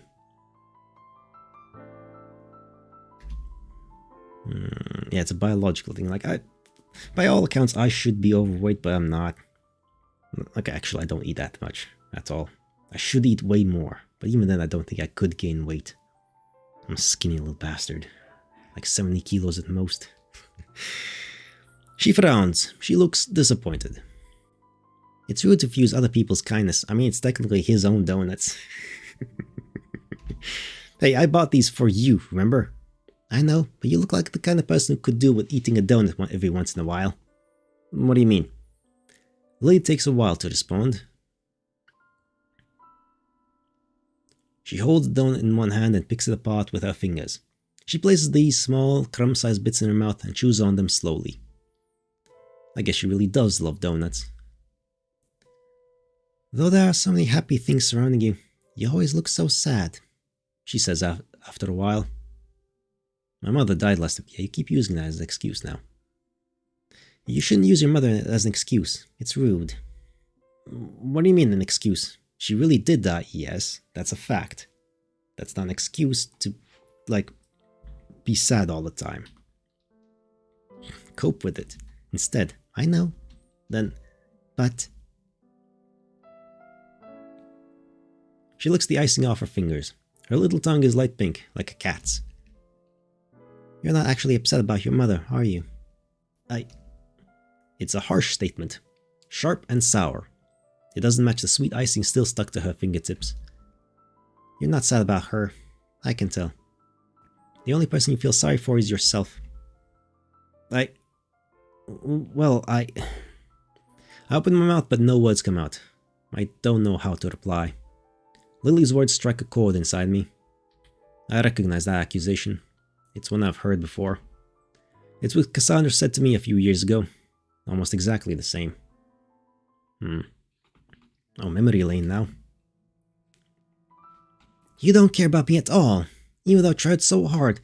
Even though I really did want you to be happy. Cassandra, it was never about me. It was always about you. About how difficult things were for you. But you never stopped to think about me. Cassandra's list weighed strongly in my mind. I could still see it even when I closed my eyes. Cassandra's list of our own perceived negative qualities. Worried about Buddy. I think he might be sick. That was what Cassandra worried about. That was what she cared about. Something small, stupid, inconsequential. Well, turns out it wasn't. Whereas my list... I was the one who had real problems. I was the one who I was truly despairing. Why then... Why was Cassandra acting like I was in the wrong?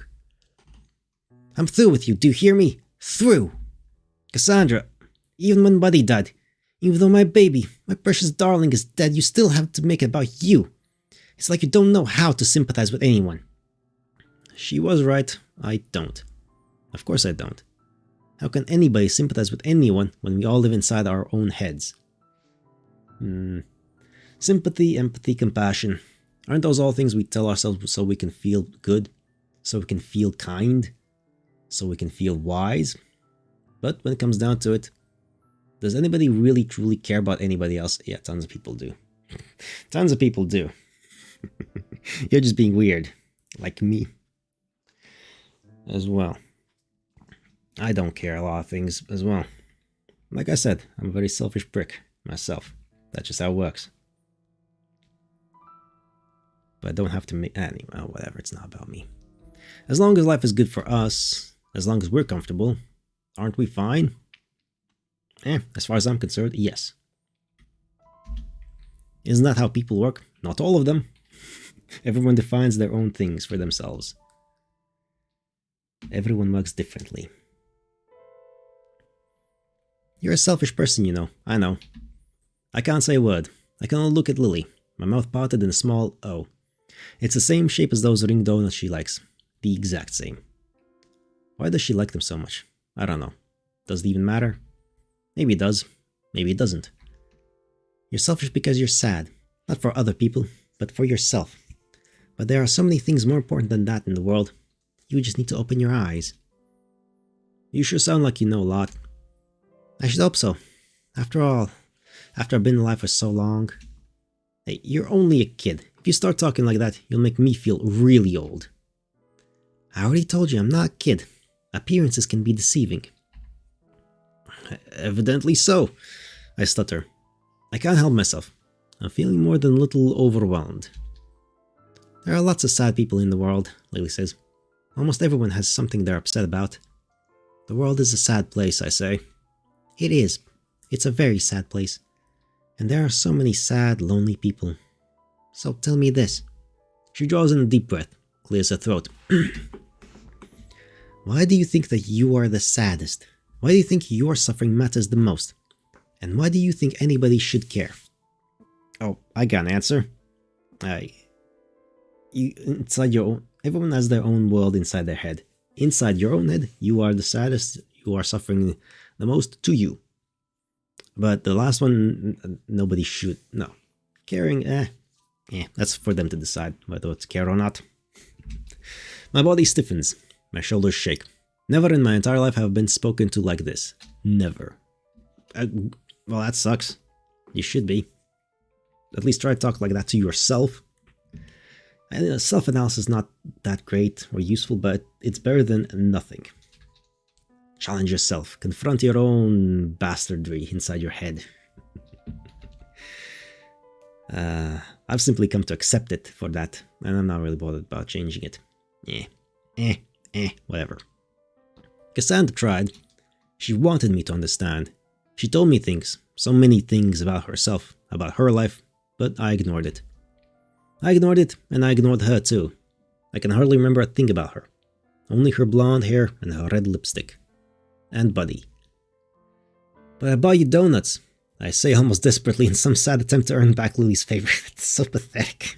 Yeah, so that she would like you, it's still selfish. It goes back.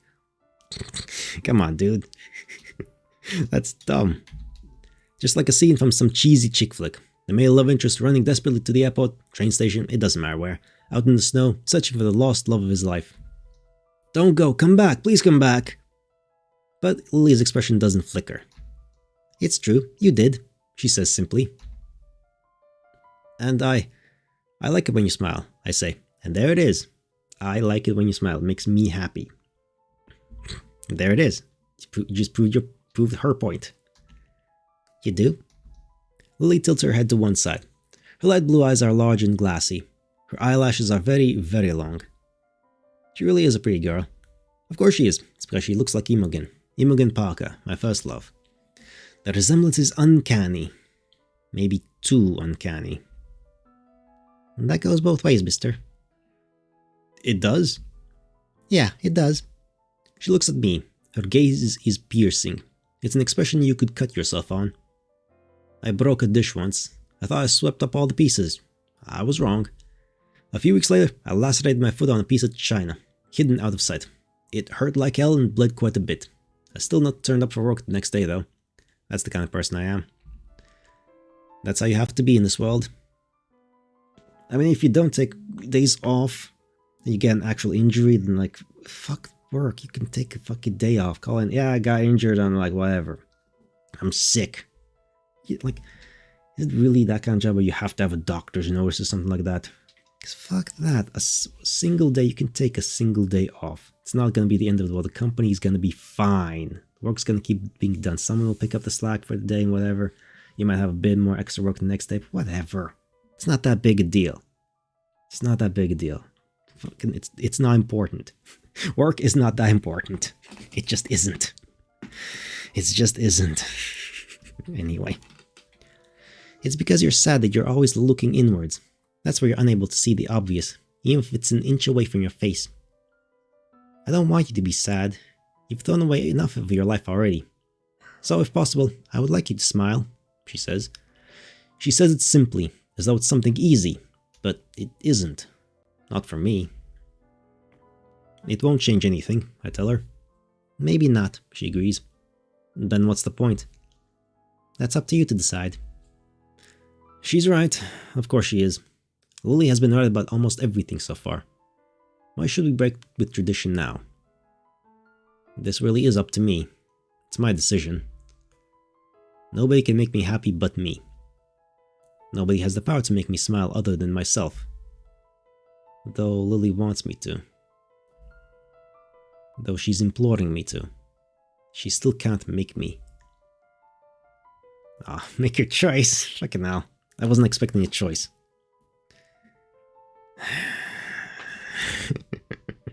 Smile or don't smile.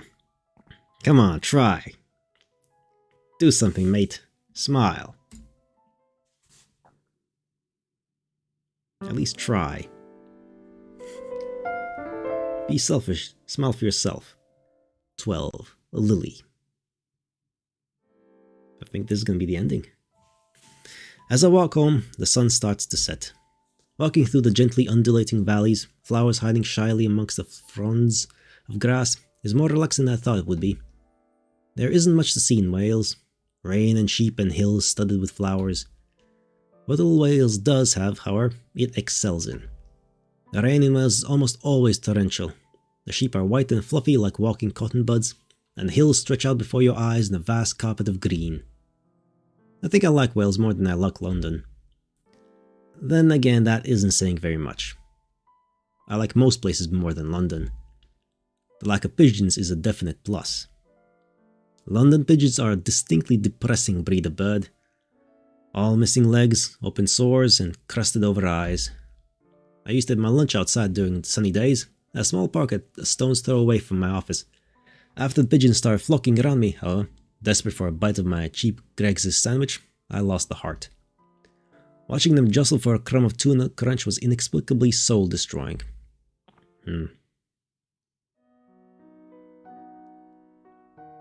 When I get home, the sky is bright orange, just like a Halloween pumpkin. The orange light filters through the windows, illuminating the kitchen in pulpy candy corn colors. Pretty. Everything the light touches seems to glimmer. The fridge, the cabinets, the table. Hazel's hair tied up in her typical ponytail. She's forgotten the apron this time, and is standing by the microwave, tapping her fingers against the inside of her arm. When she sees me, she turns and smiles brightly. Her ponytail bounces. "Welcome home." "Hey," I reply, with a touch less enthusiasm as I shrug off my coat. I wonder what it would be like to return home from work every day, to be greeted by somebody who genuinely loves me. I'd still be working the same shitty job, and I'd still be stuck in London. The appeal of the big city wore off a long time ago. But at least it wouldn't be so lonely. Get a pet, at the very least. If you can't muster up the interest in other human beings, then get a pet. A cat, low maintenance. Unless you're allergic. A dog is a bit high maintenance. Higher, I guess. You can get some other smaller pet, like a hamster or something like that, although it won't live long. Get a parrot. You can get a parrot, alright? That's a companion animal, right? I don't know. I know nothing about parrots. You wouldn't think it'd be lonely, living in the most populous city of the United Kingdom. That's exactly how you... like. Loneliness isn't about the proximity of other people, it's about actually interacting with them. You can literally be super lonely and depressed in like one of the megacities in China, where you're literally at all times only like 5-10 feet away from the next person, and you can be fucking lonely and completely feel isolated. That's just how the world works sometimes. Loneliness isn't about proximity, it's about contact. Around a third of England's population is gathered in London, crowded together on the tube, jostling elbows at Charing Cross, hemmed in on skinny streets. But having strangers cough on you during your commute hardly counts as social interaction. There's no fondness there, no friendliness, there's sometimes no even acknowledgement as another person. Just an awkward attempt to avert the eyes, hoping nobody looks at you long enough to judge you. Not that most people bother, they're too wrapped up in their own problems. But the thought always lingers at the back of my mind, like the last uneaten onion from a 3-pack in the bottom of the vegetable crisper. What if? Hey. Hazel peers me curiously, her arms behind her back. Are you okay? I've been better. Did something happen? I recall my prior conversation with Lily. Her eyes bore into mine, unflinching and unforgiving, like two hard stones. Did something happen? I'm not sure. She told me to smile. Maybe I should try to make an effort. It's nothing to worry your pretty head about, I say, ruffling Hazel's hair. The gesture is much more avuncular than I would like. Avuncular. That's a new word. Avuncular. Let's look it up. Avuncular. What is that? Avuncular. Avuncular. Okay. Kind and friendly towards a younger or less experienced person. Okay. Avuncular. Avuncular. Okay. Avuncular. Sure. Expand your vocabulary through the power of visual novels. God, I really am getting old. Hazel doesn't look amused. She swats my hands away and takes a step back, adjusting her hair with her hands. Is my company that repellent? I ask lightly. I like your company, dingus. Dingus? What's one of those when it's at home? But I don't appreciate you treating me like I'm still a kid. I'm nearly 19. Still a teenager. For like another year or so. You should face the facts. Hazel puffs out her chest. Your little sister's growing up. Nah, no matter what you say, you'll always be a cute little baby to me. I have a boyfriend, so... I think you're much too young to have boyfriends, Missy. You should focus on your studies. Like you cared about your studies when you were at uni. I don't want to make you the same mistakes I did. Whatever, says Hazel, rolling her eyes. But I don't think she's annoyed, not really. There's a small smile playing around her lips. I like making Hazel smile. It lets me think, if only for a brief moment, that I'm not entirely useless. If I can cheer my little sister up, there might be some use for me in this old world out after all. So, what have you been doing? Hazel asks. I didn't see you all day. Just walking, I say. Walking and thinking. Oh, that's a good question, actually, now that I have it. Is Lily real? Is she, like, actually... Does she exist, actually? Or is she just a figment of his imagination, his coping mechanism? Like, his way of just dealing with reality. Although, they did bring donuts. And the donuts were consumed, although brains can, you know, misremember or, like, lie to the audience, the unreliable narrator. It wouldn't be the first time a visual novel's done a thing where a certain situation happens, but when you actually get to see it from a different character's perspective, it's no, that's not what happened. Sounds boring. It wasn't that boring. It's a nice change of pace. From London? There's a lot cleaner, and there are fewer pigeons. You fix that on the weirdest of things, says Hazel, shaking her head. I mean, it's London. Think of all the stuff you can do there. It must be way better than boring old Bangor. You're the one who decided to go to uni in Wales, not me. I didn't decide to go to Bangor. It's the only place that accepted me.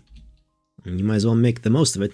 You only live once. Seize the day. Something about carpe diem. Whatever. I'd rather not hear that from you. You live in London, but you complain about the pigeons of all things. I laugh. Hazel pouts. I think she's trying to look annoyed. But after a while, she caves in. She starts to laugh too. The microwave dings over the sound of shared merriment, and Hazel jumps. That's right, I almost forgot. She mumbles under her breath. Doesn't really matter, it's a microwave. You set it for a set time and it'll do that. It's not going to overcook anything, unless you set it to overcook it.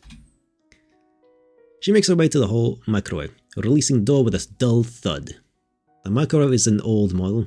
We bought it before I moved out, so it must be over a decade old. The door gets jammed sometimes, and you have to punch the buttons with Hulk-like strength to get it to register anything, but it does the job. And that's their burnt. Well, why'd you set it for so long then? More or less. Or I guess it's old and I cannot. What are you making? I ask curiously, taking a step towards my suffering young sister. Popcorn, Hazel replies. I think I left it in too long. Look, I mean, it depends on, like, popcorn you put it like for 3 or 4 minutes, right? Isn't that like it's on the label? Or if it's store-bought, I don't know if they actually made like popcorn with the actual corn thing. But don't they grow corn only in like America? Actually, no, I wonder. Corn, where does corn originate? Corn origins. Where does corn originate from? Blah, blah, blah, blah, blah. Central Mexico developed it. Okay, so it is from the Americas. It's not native here, it's imported junk. So yeah, come on now. Learning things, hey. She takes the ceramic bowl from the depths of the microwave, using oven mitts, I might add, and shakes it beneath my nose. The acrid smell of burning hangs in the air. Some of the kernels buried at the very bottom of the bowl are fine, but most of the popcorn at the top is unsalvageable. They're charred black. Holy shit, how long did you keep it there? Like soot, and looks distinctly unappetizing, like something mined from the surface of the moon. Moon dust is more grey.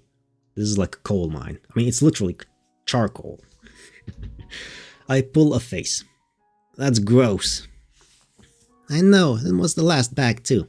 The bag, okay, yeah, the bags say microwave this at these temperatures for this long. You know, like, come on now. How'd you fuck up popcorn?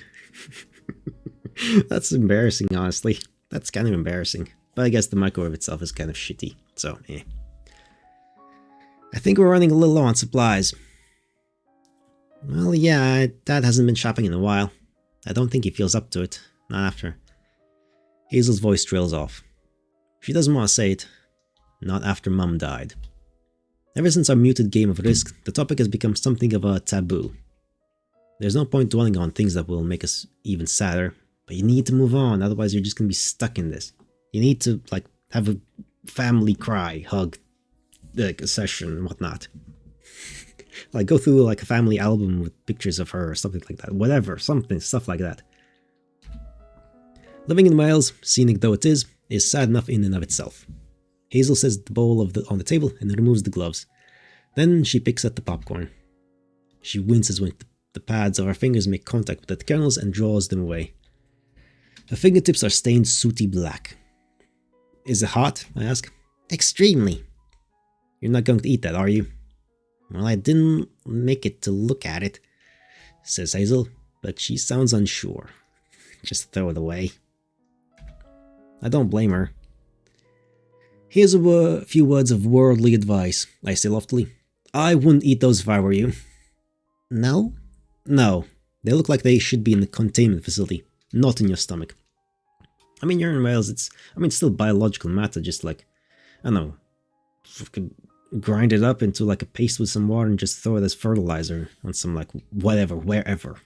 Who cares? Like the local ants and birds and whatever other detrivores, that's a fancy word for like little microorganisms that just consume, junk produced by other animals, will consume it and return it to natural things. Like, it's perfectly fine to throw out food waste into like nature, because nature will produces food junk all the time. It's fine. Like, that's kind of what it is. I mean, there was like some time ago, like some kind of massive like article or whatever about like a company decided to pour out a ton of like coffee bean waste, whatever that was, in one area, and then like a decade later came back and saw it like this area where the coffee beans were thrown out was like significantly more fertile and like lush and forestry than the nearby area where they didn't, of the same vegetation. It's about as close as you can get. Like, it's biodegradable matter. It's like stuff that's useful and has nutrients and shit like that in it. It's fertilizer. That's kind of the point. You dump that in nature and nature will, eat it. If it's like, biodegradable. Anyway, I don't want there to be another death in the family. Not quite so soon after Mom. Look, the worst thing you can get is a stomachache. Besides, it's carbon. It's not like it's decent for your digestion. Like at most, you're just gonna have a nasty time on the toilet for a little bit, and that's it. The worst of it. I guess you're right, says Hazel, in the reticent way of one who really doesn't want to admit they're wrong. But this sucks. Life sucks. And Hazel hasn't even started working yet. Pouting, Hazel deposits the contents of the bowl into the dustbin. I really wanted popcorn. We can't always have what we want. I know, but it's like a staple food if you're gonna have a movie night. You are? Yeah, I found some of my old DVDs in my room, and I got kind of nostalgic. Besides, there isn't that much to do around here. What about your friends from school? Can you hang out with them? Unlike me, Hazel was pretty popular at school.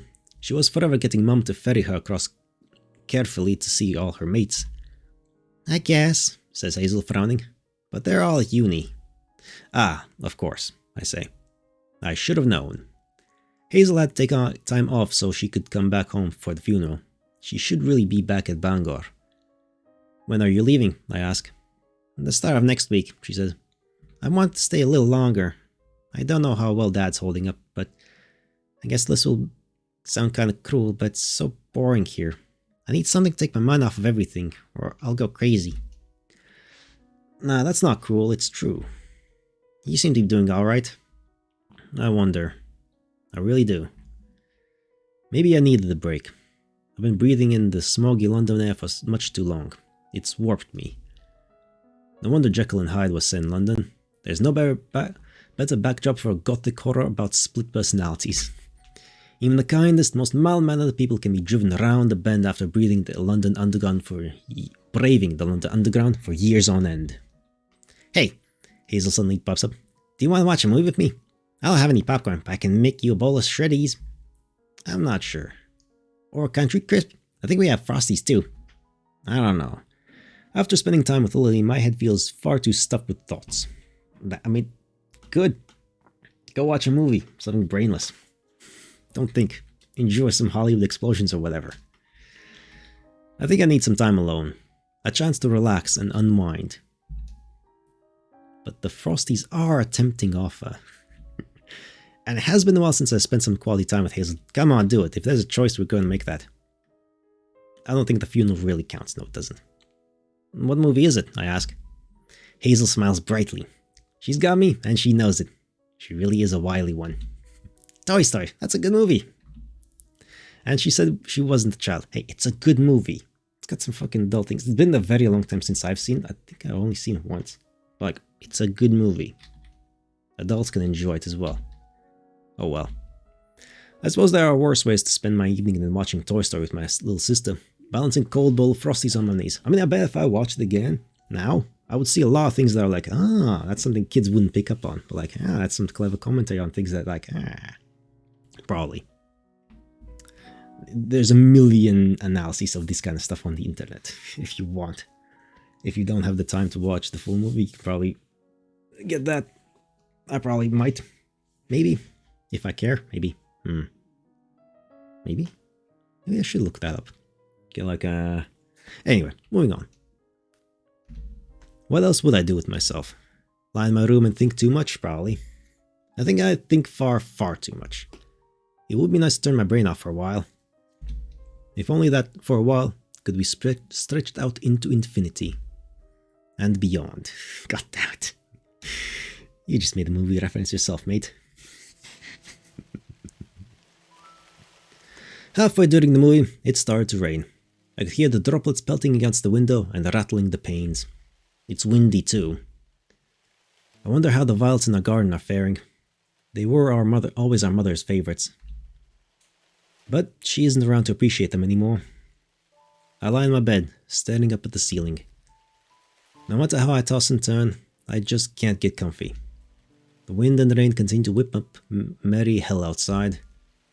It's the kind of weather that makes me glad I'm in my home, lying beneath the covers and not out there. I suppose I'd feel even gladder if I weren't alone. If I was a child again, cradled in my mother's arms while she read me bedtime stories. But those days are long gone. I'm not a kid anymore. Hazel, despite her fondness for sugary cereal and children's movies from the 90s, isn't a kid either. She's getting older. We're all getting older. Like great aunt Enid. I don't want to end up like her. I won't end up like her. What?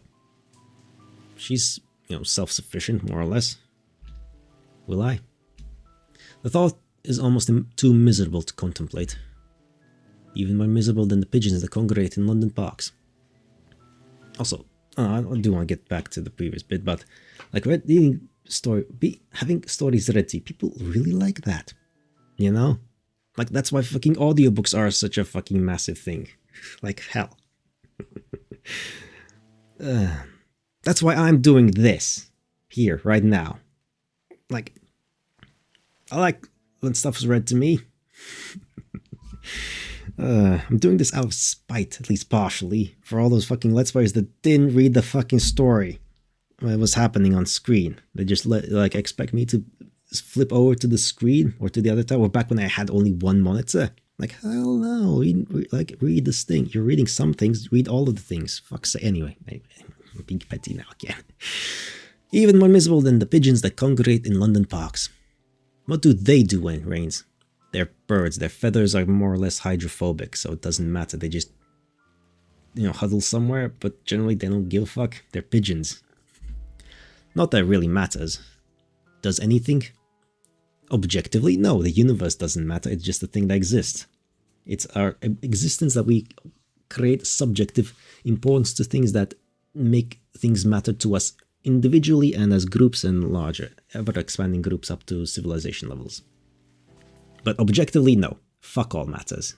That's a very simple, straightforward question and answer. You make things matter for yourself. Hello, mister. Hello, Lily. You're a ghost or something? Yep, how'd she get in here? Okay. Yeah, she's not real. Ah, Lily? I sit up in bed, eyes wide and stare. My open mouth, gaping stupidly, I must look like a fish. One of those sad, pitiable looking fish you see in plastic bags, given away as prizes at fairs to screaming, sticky children. She sits on the windowsill as if it's the most natural thing in the world. As if she hasn't broken into my home. She hasn't. She's inside your head. She's always been there. It's late. Far too late for an impromptu call like this. How impolite. She could at least have called ahead. But that isn't the real problem here, is it? How'd you find out where I live? She shrugs carelessly. Such a typical teenagery thing to do. But she said she wasn't a child. Don't ask silly questions. I've always known. Does that make you a stalker? Maybe. I have been following you this whole time. This whole time? Ever since the funeral. Ah. My voice catches in my throat. She was following me. I never realized. It's true I've been feeling tense lately, but the sad truth is I feel like this more often than not. It would be stranger if I was relaxed. When I think about it like that, my life sounds kind of sad, doesn't it? But why is a young girl like you pursuing an old man like me, I ask. Well, there isn't much to do in Wales, you know. Lily replies with a small smile. I have to give her that one. I guess it is quite a boring place, I concede. It rains so much. I know. At least the rain makes the flowers happy. The hills around here are so pretty. If you water flowers too much, they'll die. What a pessimistic way of seeing things. I know, it's my way. I'm sorry. Why are we having a casual conversation like this? There's something wrong with this scenario. What's going on? You're a pretty girl. Why are you so interested in me? I ask. Lily's eyes widen. You think I'm pretty? Isn't that obvious? People don't often call me that, she says. No? No. I get called a lot of things, but not pretty. What do people usually call you? She pauses, thinking. Stay away from me, you monster. I get that a lot. A monster? Yes. It's all a matter of perception, though. Lily frowns. She looks melancholy, sitting there, perched on the windowsill, her hair tumbling around her shoulders, so she's a ghost. Or something. God damn it. I can't seemingly avoid visual novels without a supernatural element, right? Like, okay, I haven't done that many. Like, this one would be 24th or 25th one. And there's like 2 others that don't have something supernatural or sci-fi in them. And now we have this, a ghost again. Or something, I don't know. Lily frowns, she looks melancholy. Sitting there, perched on the windowsill, her hair tumbling around her shoulders. She looks almost like a fairy, or else a ghost. Yeah, for fuck's sake. Why couldn't we just have... Her skin is so pale, her eyes light blue, an apparition framed by the dark blue sky and the twinkling stars. Lily, I say. Yes? What is it, mister? She replies. What exactly are you? I've sensed it for a long time, ever since I met her. This girl doesn't talk like any girl I've ever met. She doesn't look like one either. I mean, she looks like Imogen Parker. You kept mentioning that. Her existence seems too frail and fragile, as though it might get blown away at any moment. Her slender body scattered to the breeze, just like mother's ashes. She said my mother was her teacher. That was a lie. Why then did she go to her funeral? Why does this girl know so much about death? There is a small pause. Lily, still sitting on the windowsill, looks at me. I look back at her. A pretty girl she really is, but is she really a girl? So you figured it out? Lily asks. You were dropping quite a few hints. That's right. I mean, I don't think it's fair when people lose their lives without any warning, without even knowing why that's happening. Just like my mother. Like your mother. That made me sad. She was such a nice lady. I wish I could have intervened. Lily sighs. We all do it differently. But I think it's more polite to give people a few days' notice. Give them some time to sort out their affairs, you know? I know, I say. Unfortunately, it's not always possible. No. No. There are too many rules. But at least I was able to talk to you. After all, Lily frowns. I did promise. So this is it. Lily came here to kill me. This is crazy. I don't think that's correct either. That's what most people say. I can't believe you're the Grim Reaper. You don't look like anything what I imagined. Lily looks down at herself, blinking. Her white dress, lined with pale blue frills, her slender legs and her bony knees. She frowns. No? You don't think so? I don't. I mean, look, you're not even wearing a black robe. But those are so uninspired. Ugly too, she says with a pout. You could at least look the part. I'll dress how I want, thank you very much. And my head is pounding. This conversation is so surreal, feels almost like a dream. You're going to kill me? Of course I'm going to kill you. You're really the Grim Reaper. You can call me that if you want. We have lots of different names. I don't much care for semantics. We? I repeat, raising an eyebrow. I mean, there's billions of people. You think there's one Grim Reaper type entity? Fuck no. Naturally, Lily says, as though this is only to be expected. There are a lot of people in the world. I won't be able to handle them all by myself. I snort. Some Grim Reaper you are. Wait, what you want? Hey, it's not an easy job. It gets pretty demoralizing, killing people all the time. I've been called a lot of unpleasant names. So even demons, or whatever it is Lily identifies as, have problems. I would never have thought. I guess your job's kind of like mine then. What do you mean? She asks. I work at a private health insurance company. Didn't I tell you? Oh, health insurance, okay. But it's not America, so it's not that bad. No, you didn't. But that doesn't really matter anymore. You won't be going back. So, it's final then. Yes, sorry, mister. She says, and she really does sound sorry. My hands are tied on this one. But don't take it too personally. It's just my job. Ah, now why does that sound so familiar? It's just life, eh? I'm sorry, Mrs. Bevan, but I can't insure your daughter's health. The company policy doesn't allow... What do you mean, company policy?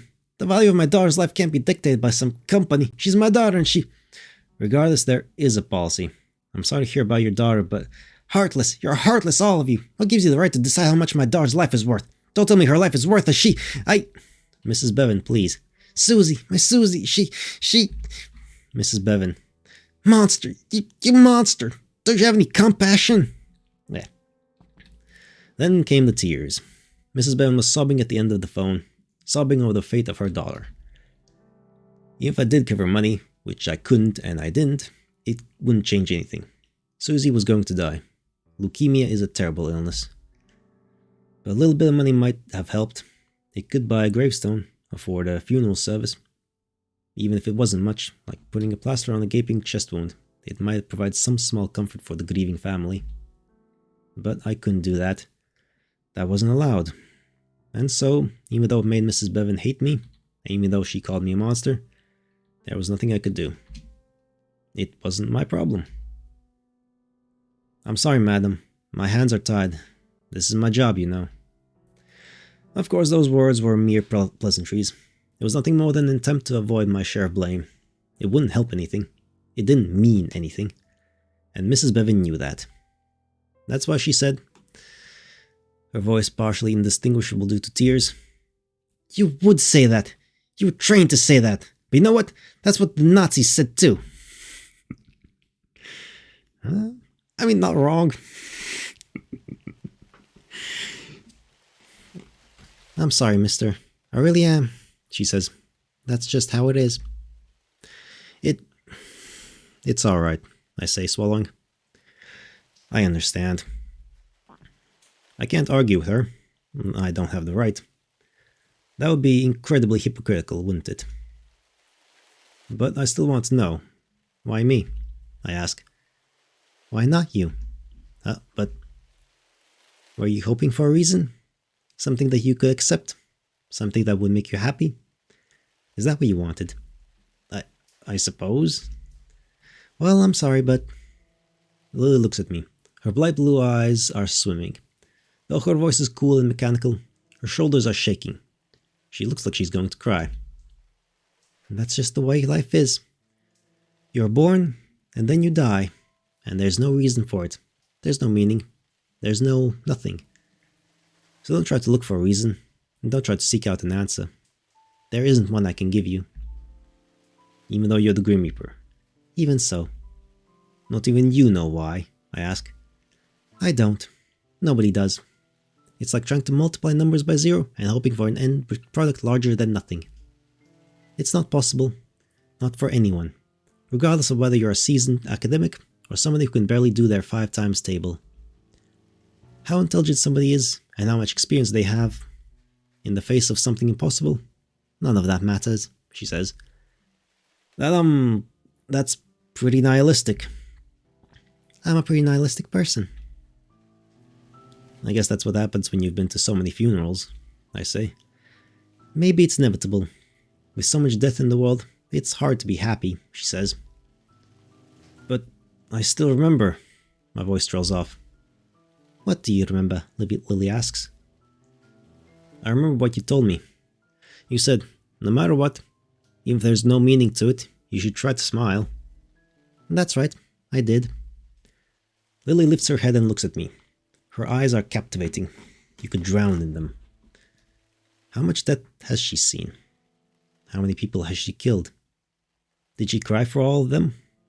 Did she go to all of their funerals? Will she go to mine?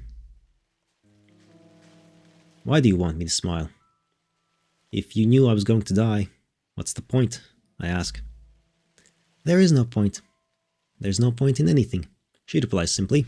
Then, but despite that, She pauses. Her lashes tremble. Her eyes sparkle.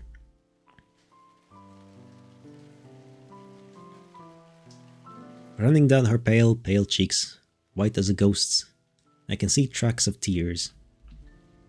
Slowly, very slowly, like pilgrims journeying reverently to the promised land, they dripped down her cheeks, turning them light pink. I would like to think she would go to my funeral. I would like her to sit at the back of the church, the same church my mother's funeral was conducted in only a few days ago, and pray for me. Her head bowed, eyes closed, hands clasped together. I hope that she would pray for me from the bottom of her heart. Not that I'll go to heaven. I don't know if I believe in it. Lily doesn't seem to. But if she prays for me, that might be enough. It might be enough to make me, the me of this moment, happy. And isn't that the true meaning of life? All you can do is try to find your own happiness. Try to make other people happy. And hope, even in the face of adversity, you can still find some things to care about, that you can keep on smiling. I think that's all we humans can do. I just hope Hazel isn't too upset. Hazel. She's too young to go to all these funerals. Far too young. But maybe she isn't as young as I think. We're all getting older. And sooner or later, we're all going to die. That's just how life is.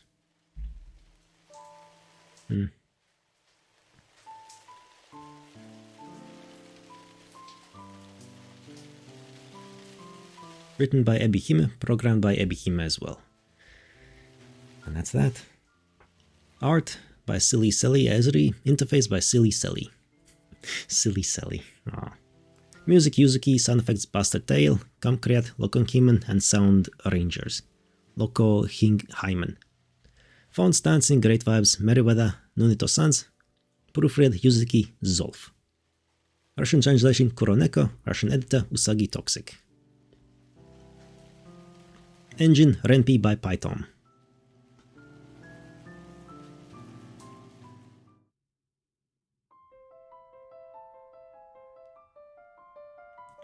And that's that. There is a locked secret ending, I suppose. But I think I'm satisfied with that. That was very, sadness-inducing, I think. But I enjoyed that. I enjoyed that one. That was a bit of an experience, a bit of a journey through the thoughts and understanding and things like that. Yeah, life just is like that, I guess. Not much to do about that then. Oh well. But yes, Lily of the Valley. This was good. I liked it. There's not much else to say. And that's that. That's it. That's it for today. For this. But following with my structure that I always do, it is time to, well, it's an outro, intermission type thing. So let's distract ourselves from the thoughts. Let's linger with the thoughts of death and just life being what it is. And the sadness of the Grim Reaper doing that job. And let's distract ourselves with some music from my collection. Let's see, this time around we have what we have here. Garth Brooks, Standing Outside the Fire. Falco, Auf der Flucht. New Wave Shape by Pictured in Motion. Pink Floyd, Have a Cigar. And Screaming Jay Hawkins, I Put a Spell on You. Look those up, good music. I'm not gonna play any of that because I don't want to deal with the copyright nonsense of Twitch and YouTube and whatever junk. But I can say these things. Anyway, background music. I'm done with this now, but I need to get the background music for this game because it's fucking good. Anyway, ta-ta for now. Bye.